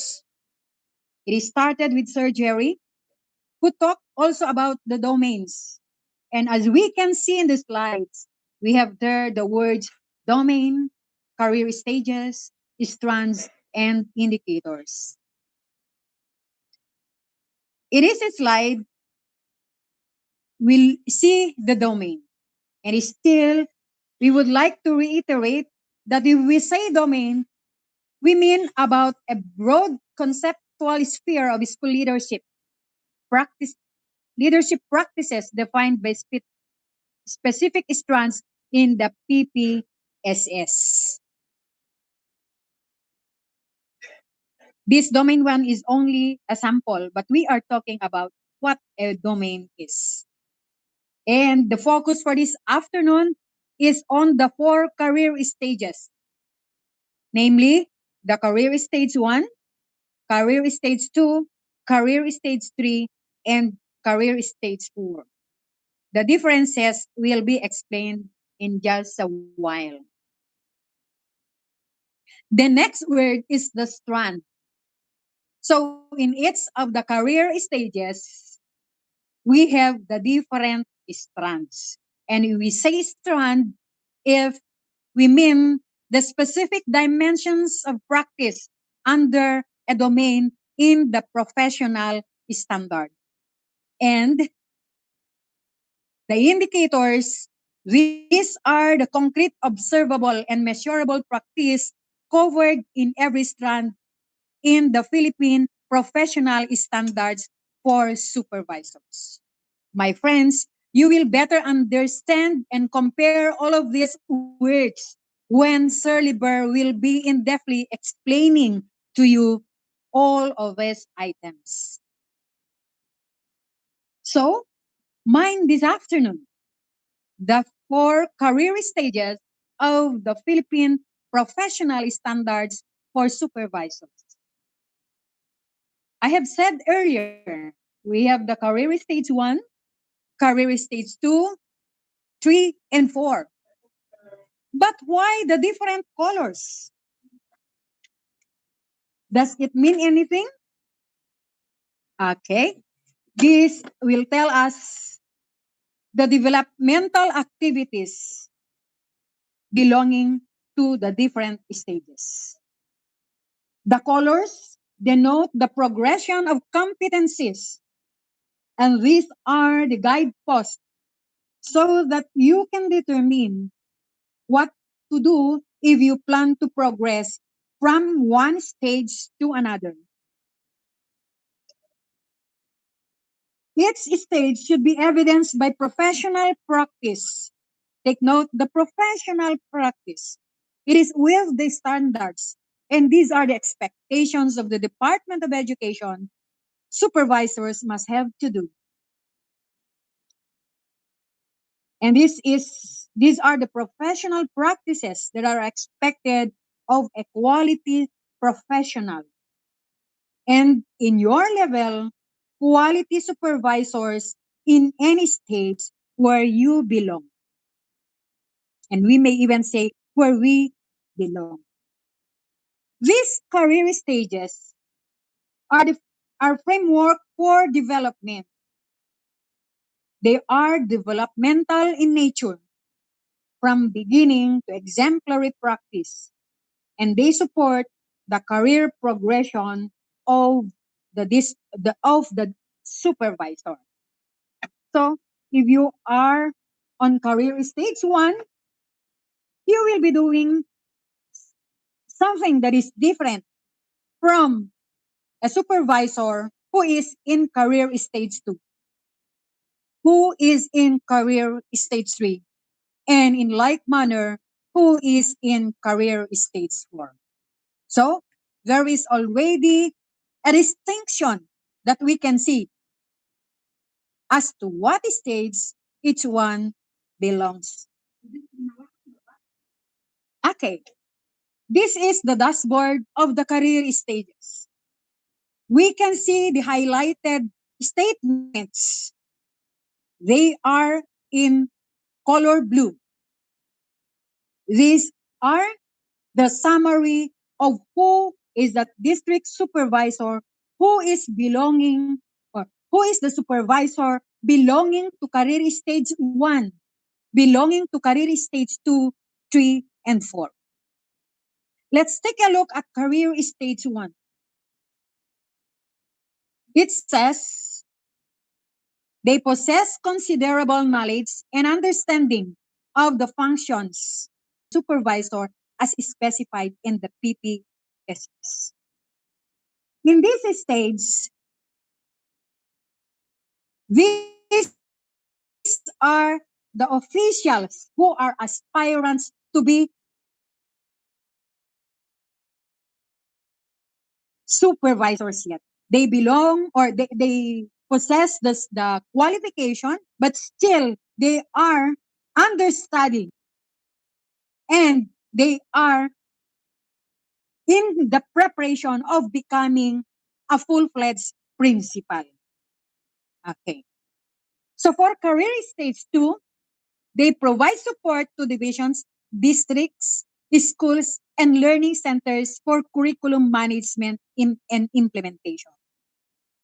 This group of supervisors already know what to do independently so that the school or or the division with in relation to the activities that they are supposed to do, they are already independent and can now do the job fairly. This group of supervisors are the supervisors having already items, full-fledged supervisors. Whereas for career stage 1, this may be the principal and in charge or any other terms that could distinguish or identify the positions in preparation to becoming a full-fledged school head, a full-fledged supervisor. And for career stage 3, these are the group of supervisors who can now assist those supervisors belonging to career stage 2. These are the group of supervisors who are already introducing innovations so that their areas will improve, not only in terms of facilities, but most especially in the implementation of the curriculum, which in turn we mean the performance, the academic performance of the division they belong. And for career stage 4, these are the group of supervisors who now lead and empower the stage 2 and stage 3 supervisors in curriculum management and implementation. These, most especially, are the group of supervisors, as said by Sir Jerry, the group that are already ready for the third level positions. Much have been said about the career stage, but it is nice if we are going to disaggregate each career stage.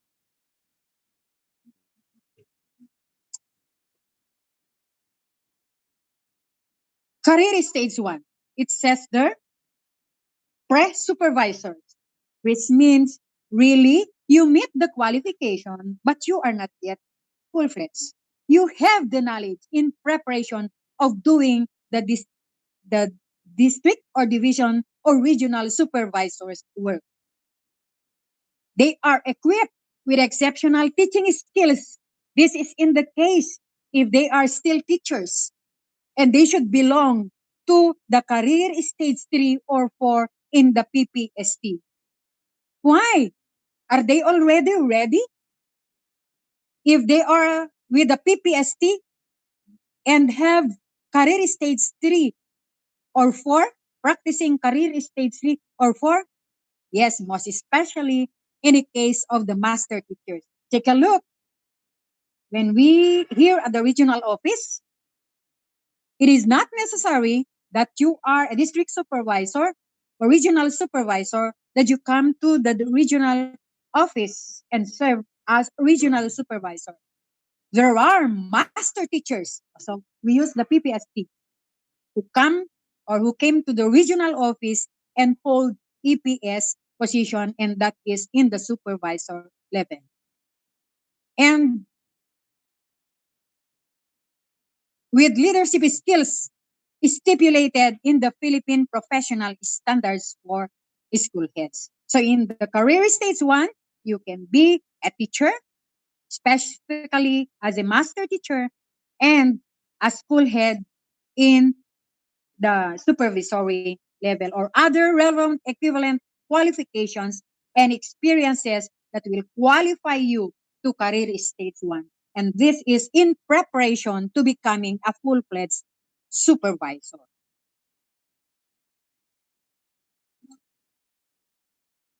Career stage 2. These are the people or group of supervisors who can now really do independently the work of the supervisor. It is all because of the trainings they have had during their incumbency in their career stage 1. They display the required knowledge, and they can perform now through their leadership and supervisory skills the work of supervisor. And these are the kind of people who just own the knowledge, but they solicit proactive support from the colleagues. They do consultations. They decide asking or brainstorming with their co-workers, and that better decisions will arise. And they manifest maturity in decision making and exhibit influence, credibility, and authority in following the basic standards and procedure of work. Look at there the word credibility, influence, and authority. It is not necessary that you are very, very bright in order to do the work of a supervisor. It is very important that you know the work, you want to do the work, plus the greater one is your attitude to do the work, and most especially in socializing with all the stakeholders so that you can have the best authority and that you can influence others to help you improve the performance, your performance. For career stage 3, as I have said, these are the group of supervisors who are doing innovations, who are introducing innovations for the improvement of the Department of Education.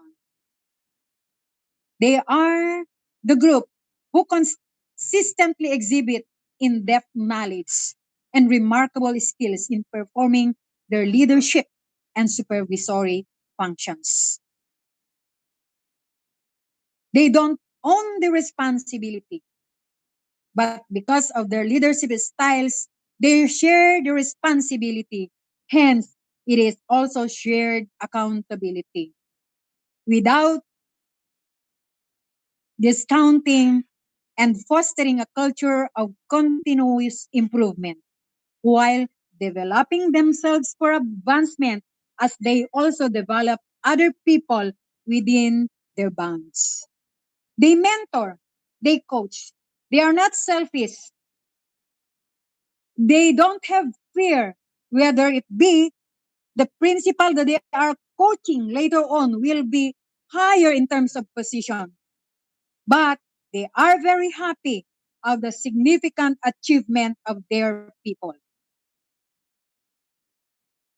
And they exhibit sound decision, bringing influence and establishing again credibility and authority. It is nice that we are credible. It is nice that we serve as the example. There, we can influence people and also will influence the kind of decision that we are meeting or making within our bounds. Authority will make the difference because of our acquaintances, because of our relationship, because of the kind of socialization we are showing to our constituents.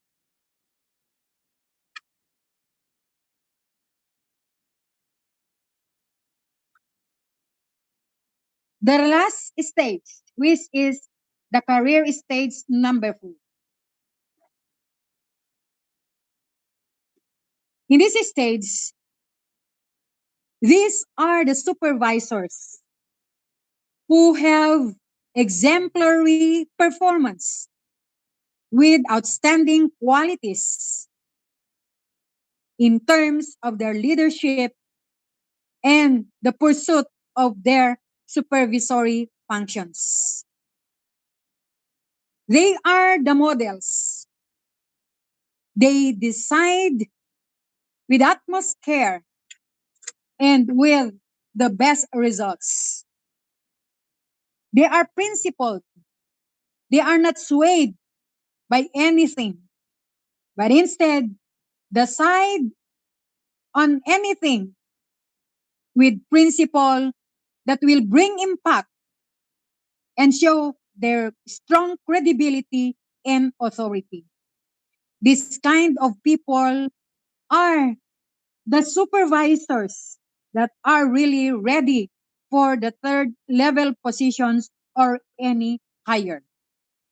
In the case of the EPSS, they can become the chiefs because they possess these qualities under the career stage number 4.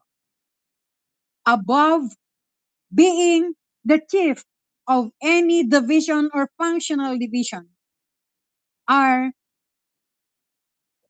the positions in the third level, starting off becoming an assistant schools division superintendent and later on all other positions that may be offered to them where they are qualified.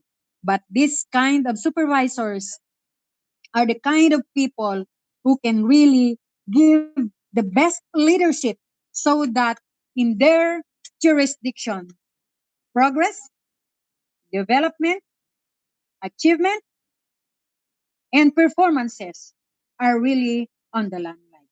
And these are their priority concerns. So, my friends, given this short time for us to share with you the 4 career stages, the other topics will be shared to us by Sir Liber, who will be talking about the domains, the strands, and the indicators per career stage of these Philippine professional standards for supervisors. I hope you have gained something from this sharing, starting off from our first speaker, Sir um, Jerry, Ma'am Salvi, and the topic on the four career stages of supervisors. Thank you very much, my friends, for listening. And I give you back to Ma'am Camille for the next session for this afternoon. Thank you very much. Please stay safe. We love you all. Thank you.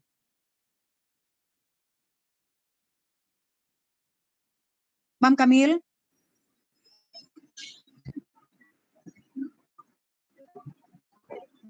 Ma'am Camille?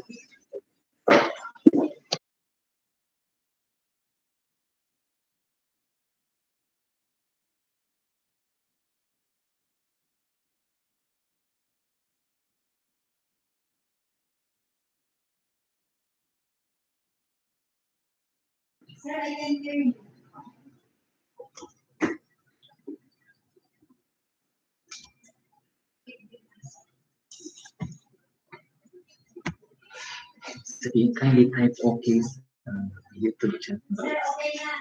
If you can hear me.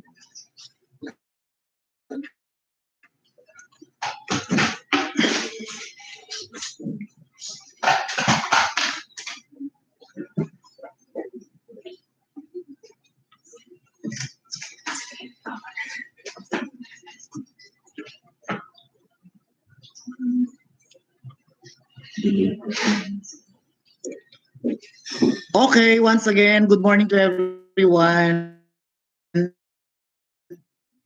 Gising po ba tayo? Is it morning or is it afternoon? I hope everyone is still kicking and alive as we welcome you to the Regional Orientation on the Philippine Professional Standards for Supervisors. Again, good afternoon to everyone. Kumusta po tayo? I hope you are comfortably seated and still with the maximum energy, of course, awake and alive.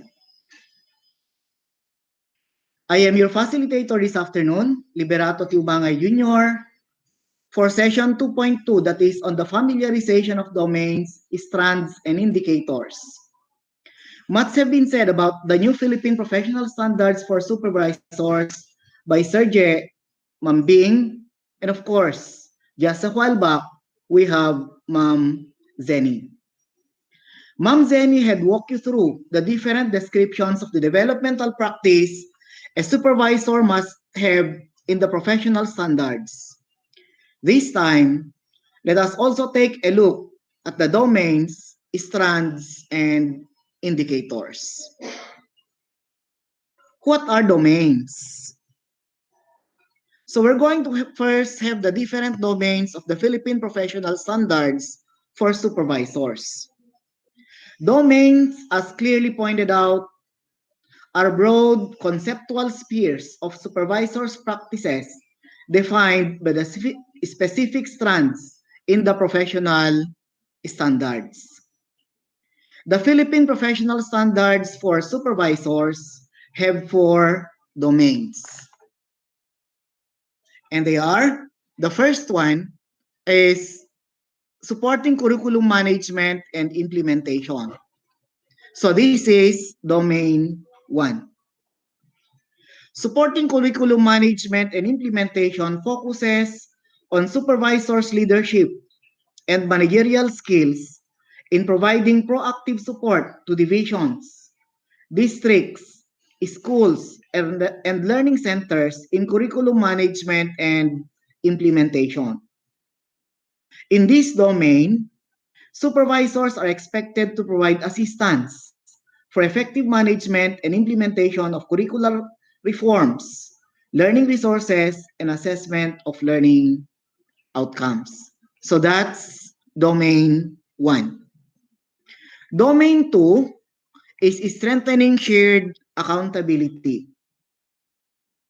This underscores supervisors' leadership and collaboration skills in strengthening shared accountability, in operationalizing educational development plans, providing technical assistance, reviewing and recommending policies, and supporting disaster preparedness, mitigation, and resiliency. Here, supervisors are expected to provide harmonized needs-based support to division personnel, school heads, and other field implementers to inform forward planning and decision making.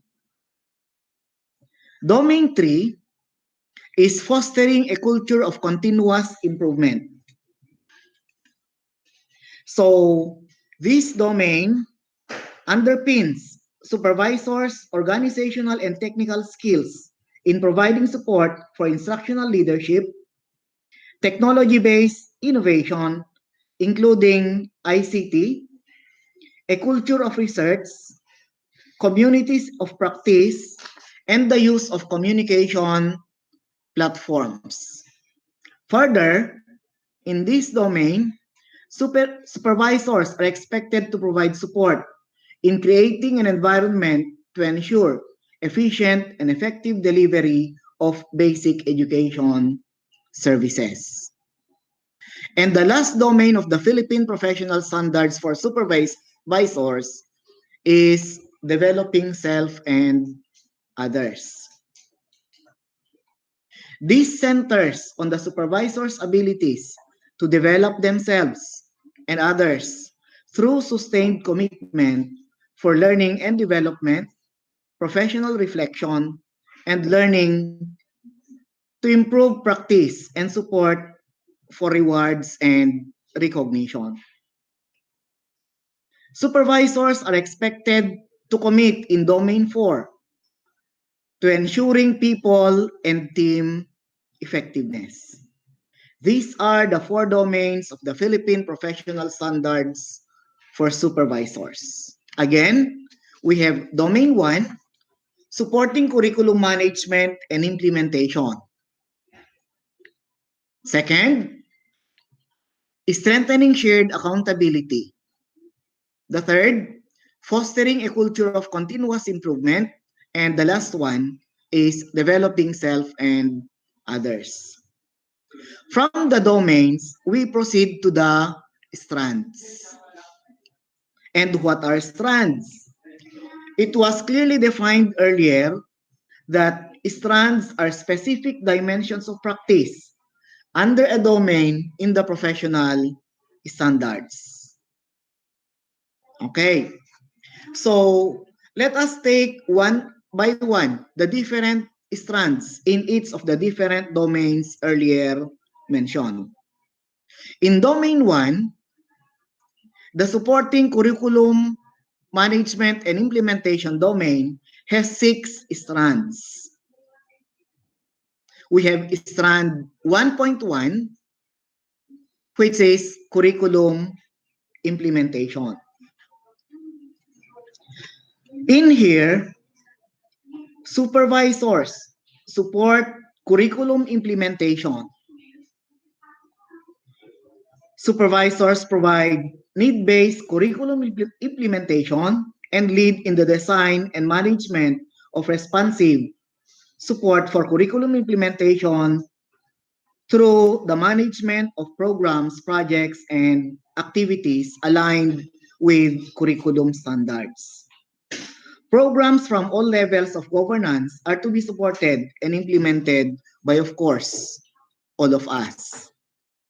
Whether you are in what division, SGOD ka man, CID ka man, we have FTAD, HRDD in the regional office, we have CLMD, QAD, or ESSD, we need to have support to the curriculum implementation. Strand 1.2 is curriculum innovation.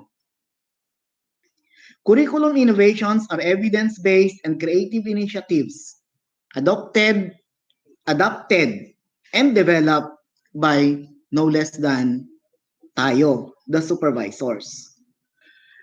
addressing specific concerns to support targeted school, division, or cluster of schools, divisions for better implementation of the intended curriculum. Supervisors in this strand are to provide support, mentor or coach colleagues, exhibit, and share research-based exemplary practice in intensifying support for curriculum innovations to improve teaching and learning. Now we proceed to the next strand, strand 1.3, which is the curriculum contextualization. As stipulated in DepEd Order number 35 series of 2016, curriculum contextualization refers to the educational process of relating the curriculum to particular setting, situation, or area of application to make the competencies relevant, meaningful, and useful to learners. This includes localization and indigenization. Hence, implementation of relevant strategies, adopt harmonized strategies, and lead colleagues in innovating strategies to support curriculum contextualization are expected from all of us. Strand 1.4 is learning resource development. Supervisors shall conduct activities such as sharing of one's expertise, designing, implementing, and leading colleagues in writing instructional materials, capability building, and needs assessment that support learning resource development in divisions, districts, schools, and/or learning centers.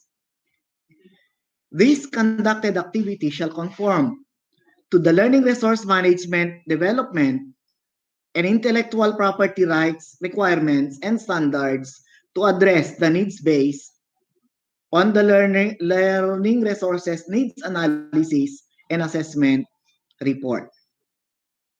Further, we have strand 1.5, learning resource management. When we talk of learning resource management, we are referring to the conduct of the different activities to ensure the availability of learning resources needed in implementing the intended curriculum in support to divisions, districts, schools, and/or learning centers. The activities may include needs assessment, evaluation, reproduction, redevelopment, development, procurement, quality assurance, and distribution. In this strand, supervisors are expected to apply relevant processes in support to the learning resource management. And the last, we have strand 1.6, learning outcomes and assessment.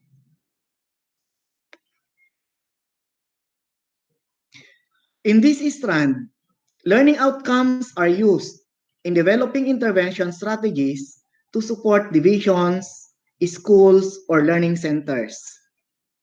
The assessment results are further analyzed and adapted and applied, rather, in a wide range of intervention strategies. So in domain 1, as I've said earlier, we have 6 domains: curriculum implementation, curriculum innovation, curriculum contextualization, learning resource development, learning resource management, and learning outcomes assessment. It is a must for all supervisors in the field, as stated by Ma'am Zena Hualbach from the SGOD, from the CID, for the division offices, and for the regional offices, we have the Field Technical Assistance Division, the Curriculum Learning Management Division, Quality Assurance Division, the Policy Planning and Research Division, the Human Research Development Division, the ESSD, Of course, to include all the different public schools district supervisors because they are not excluded in here, to support curriculum management and implementation by giving them appropriate, relevant, and timely professional support, particularly in the field of technical assistance. Further, there must be the provision of instructional leadership support strategies to a wide range of actions to address the gaps. Supervisors must also strengthen or institutionalize practices in order to continuously improve the teaching and learning process.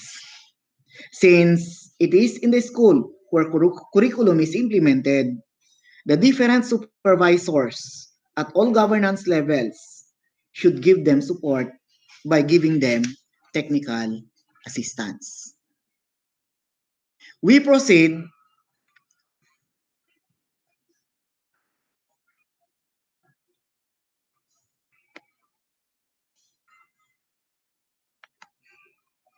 comes.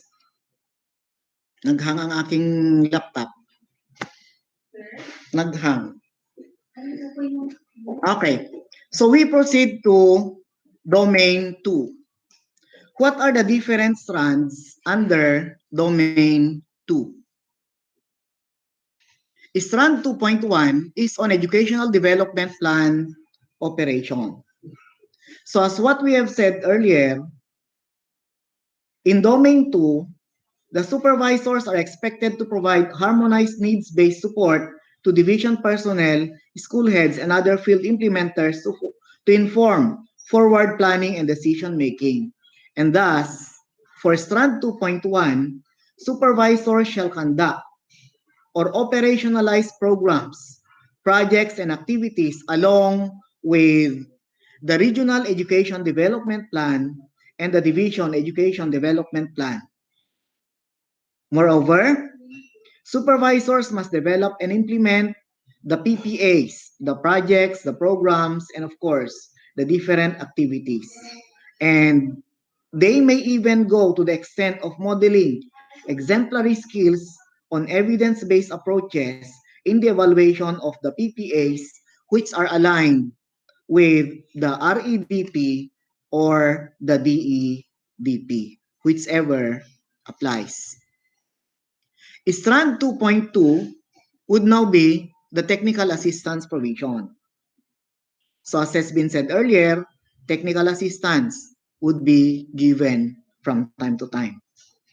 So technical assistance refers to appropriate, relevant, and timely professional support or interventions to divisions, districts, schools, and learning centers or identified development opportunities. Hence, supervisors shall adopt and implement TA modalities, technical assistance modalities, to learning centers based on quality assurance and monitoring and evaluation results. This is why the Regional Field Technical Assistance Team, or we call it the RFTAT, the Regional Technical Assistance Providers and Coaches, or we call it the RTAPSI, just lately, or the Division Technical Assistance Providers and Coaches that was used for our last part which we have, and the other technical assistance teams which are being created. Further, mentoring, coaching, and modeling exemplary skills are also needed. Strand 2.3 is policy review and recommendation. DepEd Order number 13, series of 2015, defines policy review as a process of evaluating a policy to ascertain its impact with regard to the issue it sought to address. This shall be our focus in these strand rather.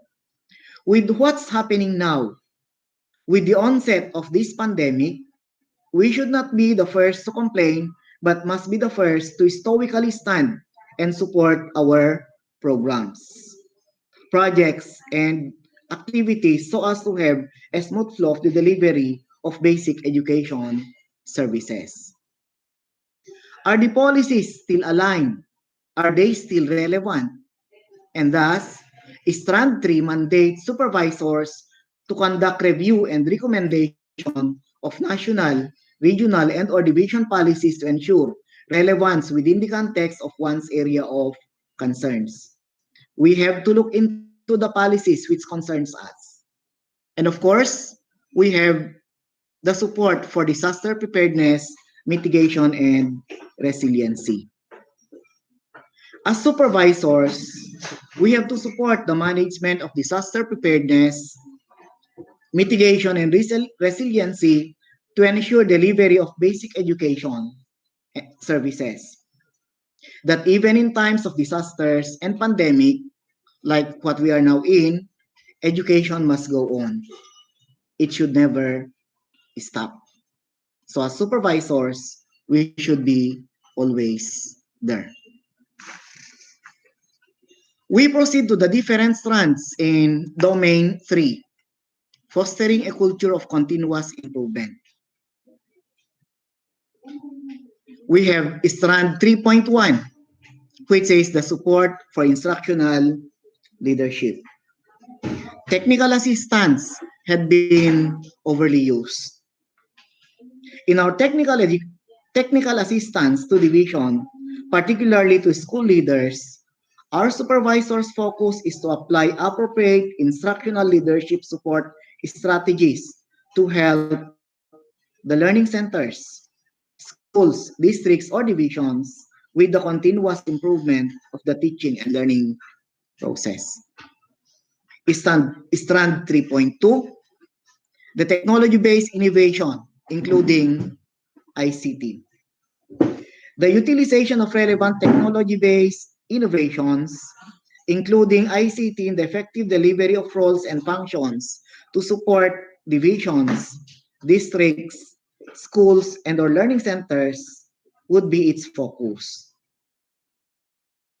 There have been several platforms tried and utilized in this time of pandemic, such as print and non-print.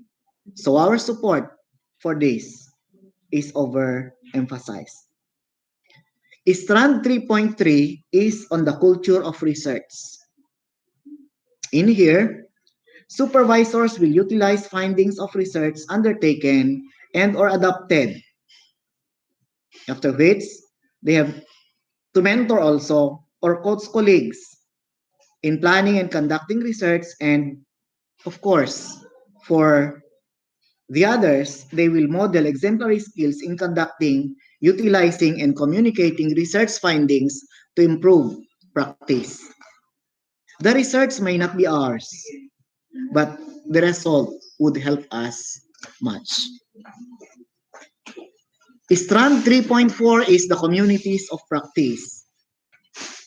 Communities of practice as defined by Wenger in 1998 are social units of learning that involve mutual engagement and accountability on converging competence and experience. So here, it could be an instructional team or group discussing and sharing insights on how to improve the delivery of basic education services.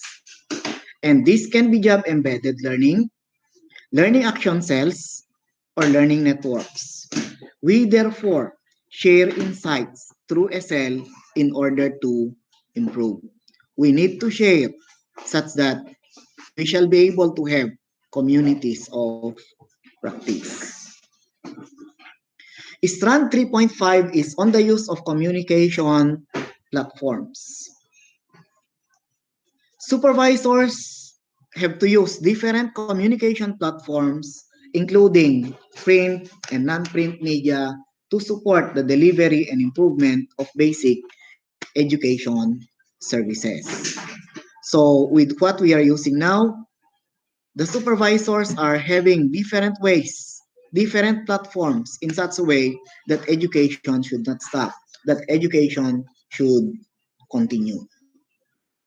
And moving on to the last domain, domain 4, this is now developing self and others.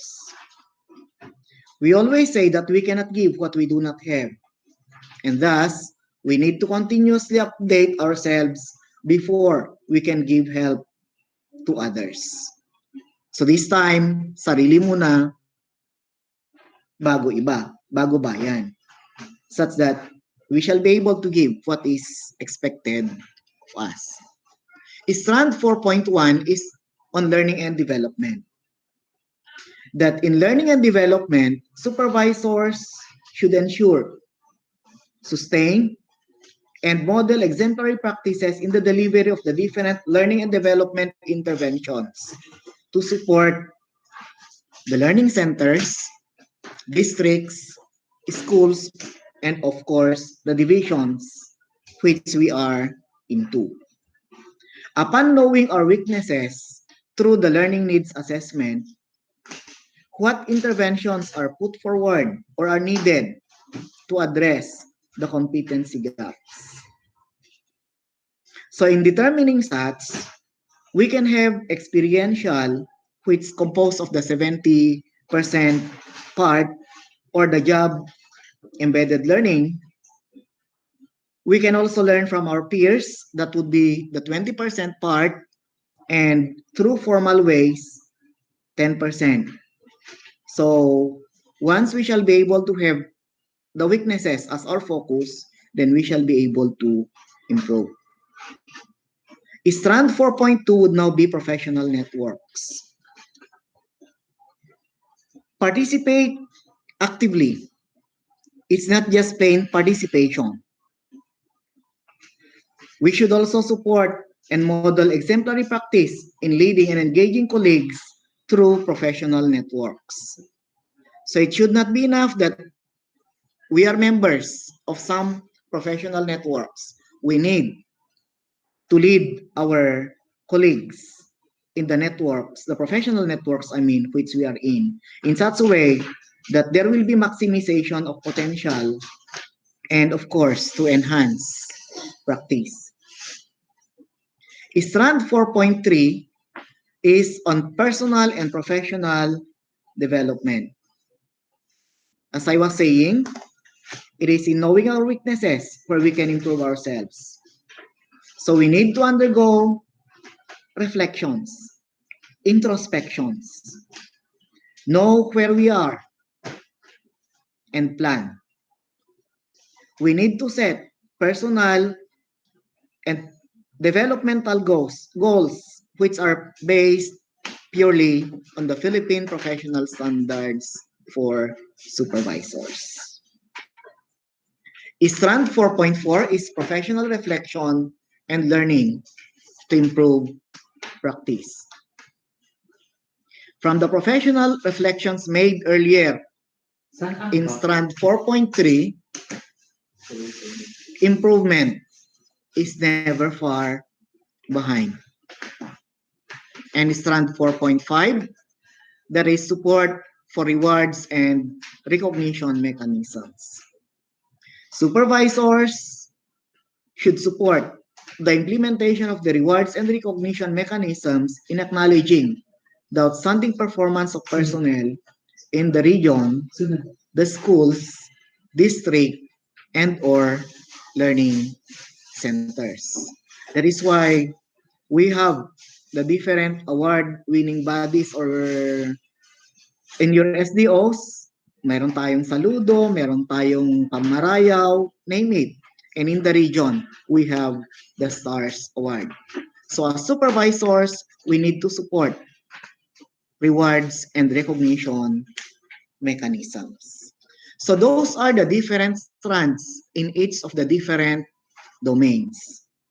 Now, we proceed to the PPSS indicators across the different career stages. Ma'am Zen had elucidated the different career stages in the Philippine professional standards for supervisors. And as defined by her, an indicator is a concrete, observable, and measurable supervisor's behavior covered in every strand in the PPSS across the different stages. Let us see the progression of the indicators with career stages as a supervisor shifts from one career stage to another. Comes.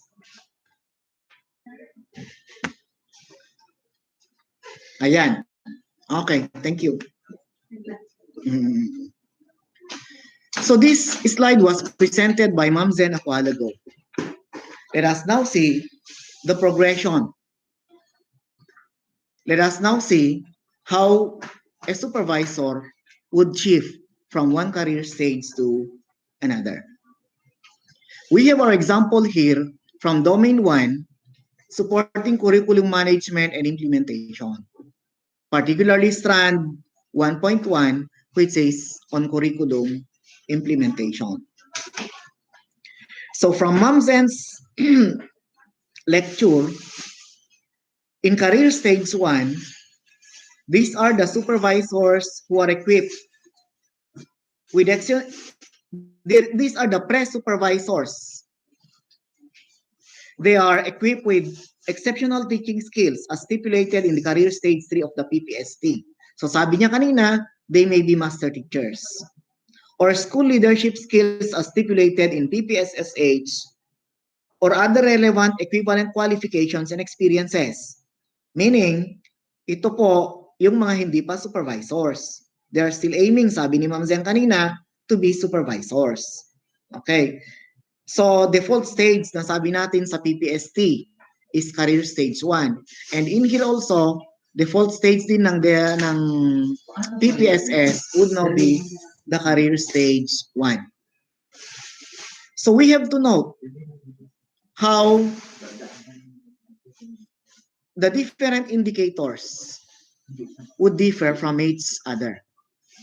In career stage 1, we have indicator 1.1.1, which states that demonstrate knowledge and understanding of support for curriculum implementation through the management of programs, projects, and activities aligned with curriculum standards. Okay. Supervisors or the pre-supervisors are to demonstrate this is seen in them. Just plain demonstration of knowledge and understanding of the support for the curriculum. But as he progresses in career stage 2, it would not just be plain demonstration, but instead, there is now the word support. Curriculum implementation through the management of programs, projects, and activities aligned curriculum standards. So there, from plain demonstration to support. So they are already acting. And in career stage 3, they already, that is in indicator 1.1.3, supervisors are now providing needs-based support for curriculum implementation through the application of efficient and effective programs, projects, and activities aligned with curriculum standards. And of course, in indicator 1.1.3, supervisors in this stage are now leading in designing and managing responsive support for the curriculum implementation through efficient and effective programs, projects, and activities aligned with curriculum standards. So if we're going to look at it, there is an increasing level of commitment from plainly demonstration to support to needs-based support, provision of needs-based support, and we have there now the highest level, which is lead in designing and managing responsive support for curriculum implementation. So that is how one moves from one career stage to another. Okay. So we proceed to the second example, which is in domain 2, strengthening shared accountability. So we are in a pandemic, and I've chosen this as one of the examples such that we shall be able to realize how one shift from one career stage to another. Strand 2.4 is disaster preparedness, mitigation, and resiliency support. There it is. And we have indicator 2.4.1, demonstrate knowledge of understanding of laws, policies, guidelines, and issuances on disaster risk reduction management. So, in here, alam niya na may laws, may policies, may guidelines, and issuances on the particular subject, which is disaster risk reduction management. In career stage 2, there would now be the support which is being given. That indicator 2.4.2 states that support the management of disaster preparedness, mitigation and resiliency in the divisions, districts, schools, and or learning centers to ensure the delivery of education. And in career stage 3, or in indicator 2.4.3, supervisors provide enhanced support. Supervisors in this career stage shall provide enhanced support in the management of disaster preparedness, mitigation, and resiliency in the divisions, district, schools, and or learning centers to ensure the delivery of basic education. And those that are in the career stage, who are in the career stage 4, in the indicator 2.4.4, it says there that they are now to share the best practice in the provision of enhanced support in the management of disaster preparedness, mitigation, and resiliency in the divisions, districts, schools, and or learning center to ensure the delivery of basic education.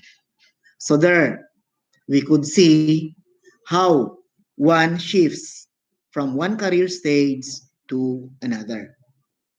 That if we shall be able to have all of this, well, of course, sabi ni Sir Jerry kanina, demonstrating such indicator would mean a corresponding part in the reward and recognition. It may be promotion, it may be, so marami pong sinabi si Sir Jerry kaninang umaga as regards how this has to be given considerations and of course rewarded. Okay, we shall be discussing afterwards the different domains, the different strands, and the different indicators as we shall go to the next part of our orientation on the Philippine professional standards for supervisors. Now, this professional standard is ours. It comes from no less than the Department of Education in consultation or in cooperation with the RCTQ and the Philippine Normal University. This is our standard, I repeat, the Philippine Professional Standards for Supervisors. How can we be champions of these standards?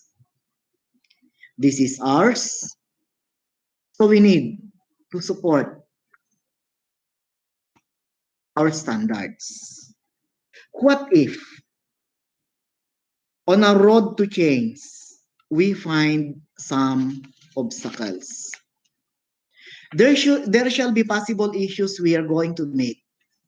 That in working with our principals, I mean, supervisors, teachers, parents, etc. Part of your focus has been to involve others. Some senior to you and some not. And in this particular part, then we shall be able to meet these ones. First is the rational adapter. Ayan po.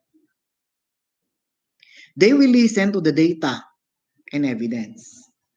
So they just listen. We have the pragmatic skeptic is open to change under certain circumstances lang po. And of course, we have the Stone Age obstructionist who is difficult to move on anything new. So ayan po, the rational adapter, tinatanggap ang mga pagbabago, pero may kapalit. The pragmatic skeptic, sabi natin, kahit may pagbabago, ayaw tanggapin. Ang sasabihin, ganito kami noon, mas mahusay kami noon, adula amin sulayso, particularly on the Stone Age obstructionists. Nasabi diyan. So we have to be prepared for these people. And in such a way that we shall be able to have the different changes, then we shall champion, we shall embrace, because the breakfast of a champion is not cereal, it is the opposition. I hope you agree with me as I'll be getting. Nick says the breakfast of champion is not cereal, but it is the opposition. And to be a champion, you have to learn to handle stress and pressure. But if you prepared mentally and physically, you do not have to worry. We need to surround yourself with people who support you. We need to find champions.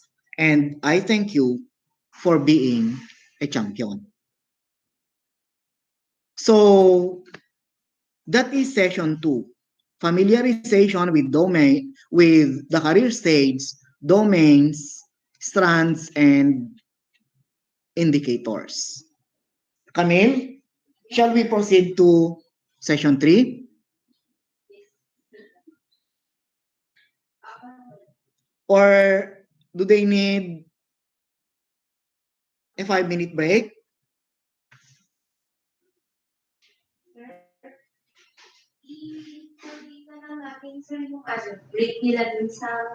All right, correct.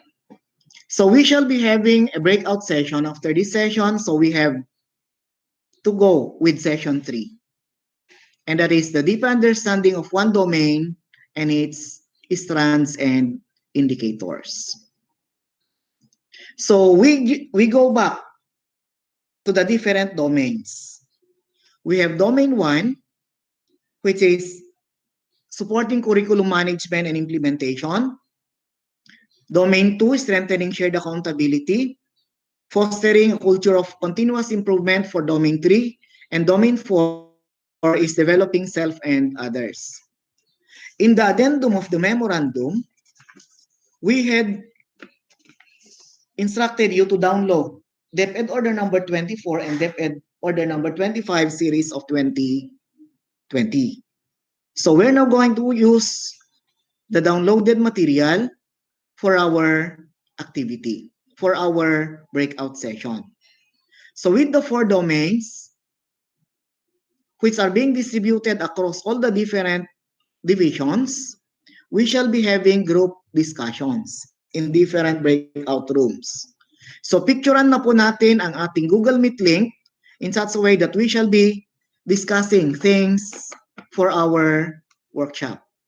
So for Batanes, you shall be having domain 1.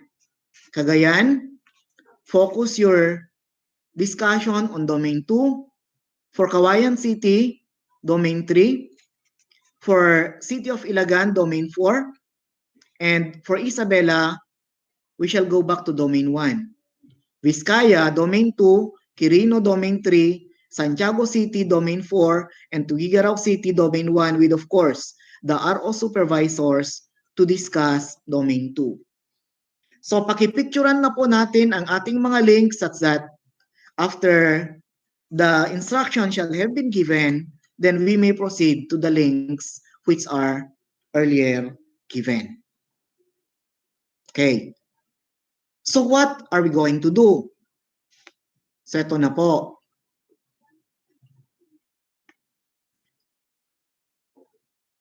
From the divisions or from the SDOs, you need to select a discussant, a scribe, and a presenter.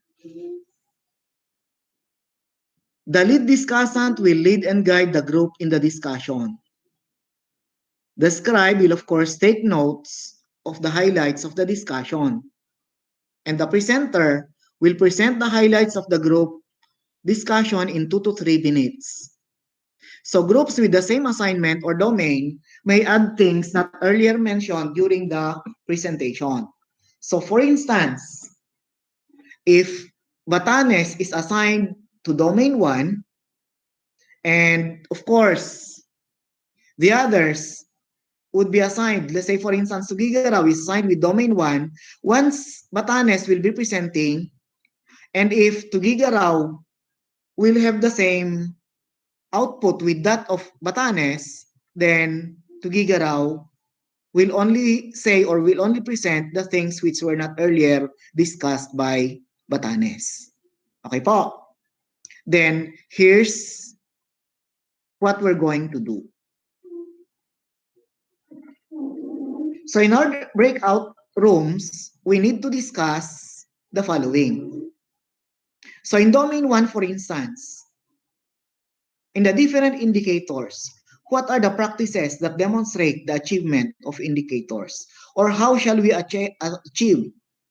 How shall we attain the indicators in its domain?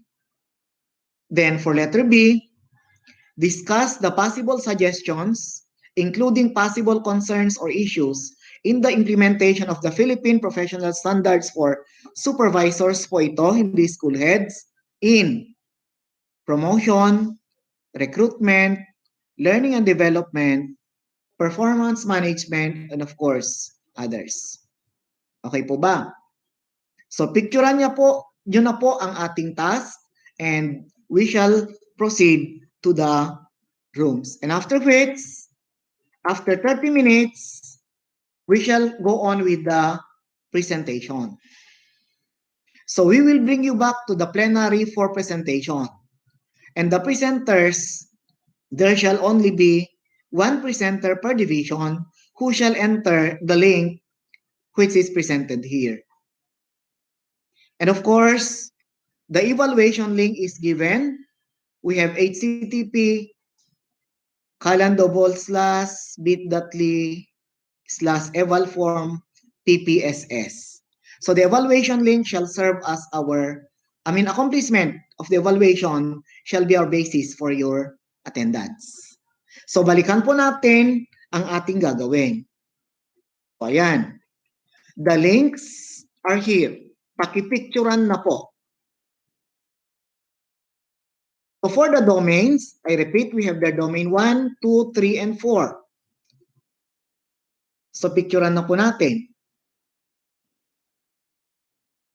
Next, the links and the domain we are in. And we are to go. We have here now the task.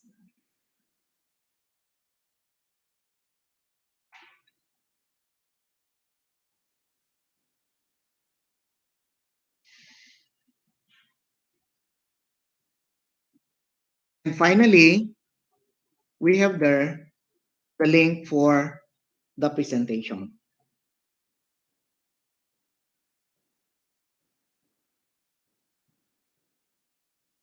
Okay? So while we shall be having the break, we shall be giving you 30 minutes break while you are discussing. And in the different breakout rooms, there are monitors who shall be looking into what we are doing. So after 30 minutes, please be back and use this link.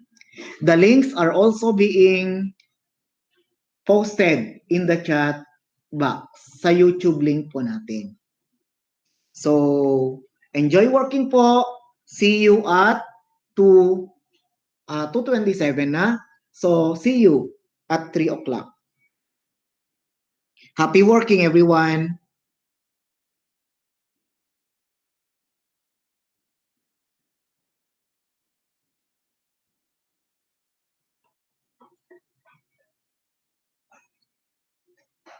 Ma'am Camille?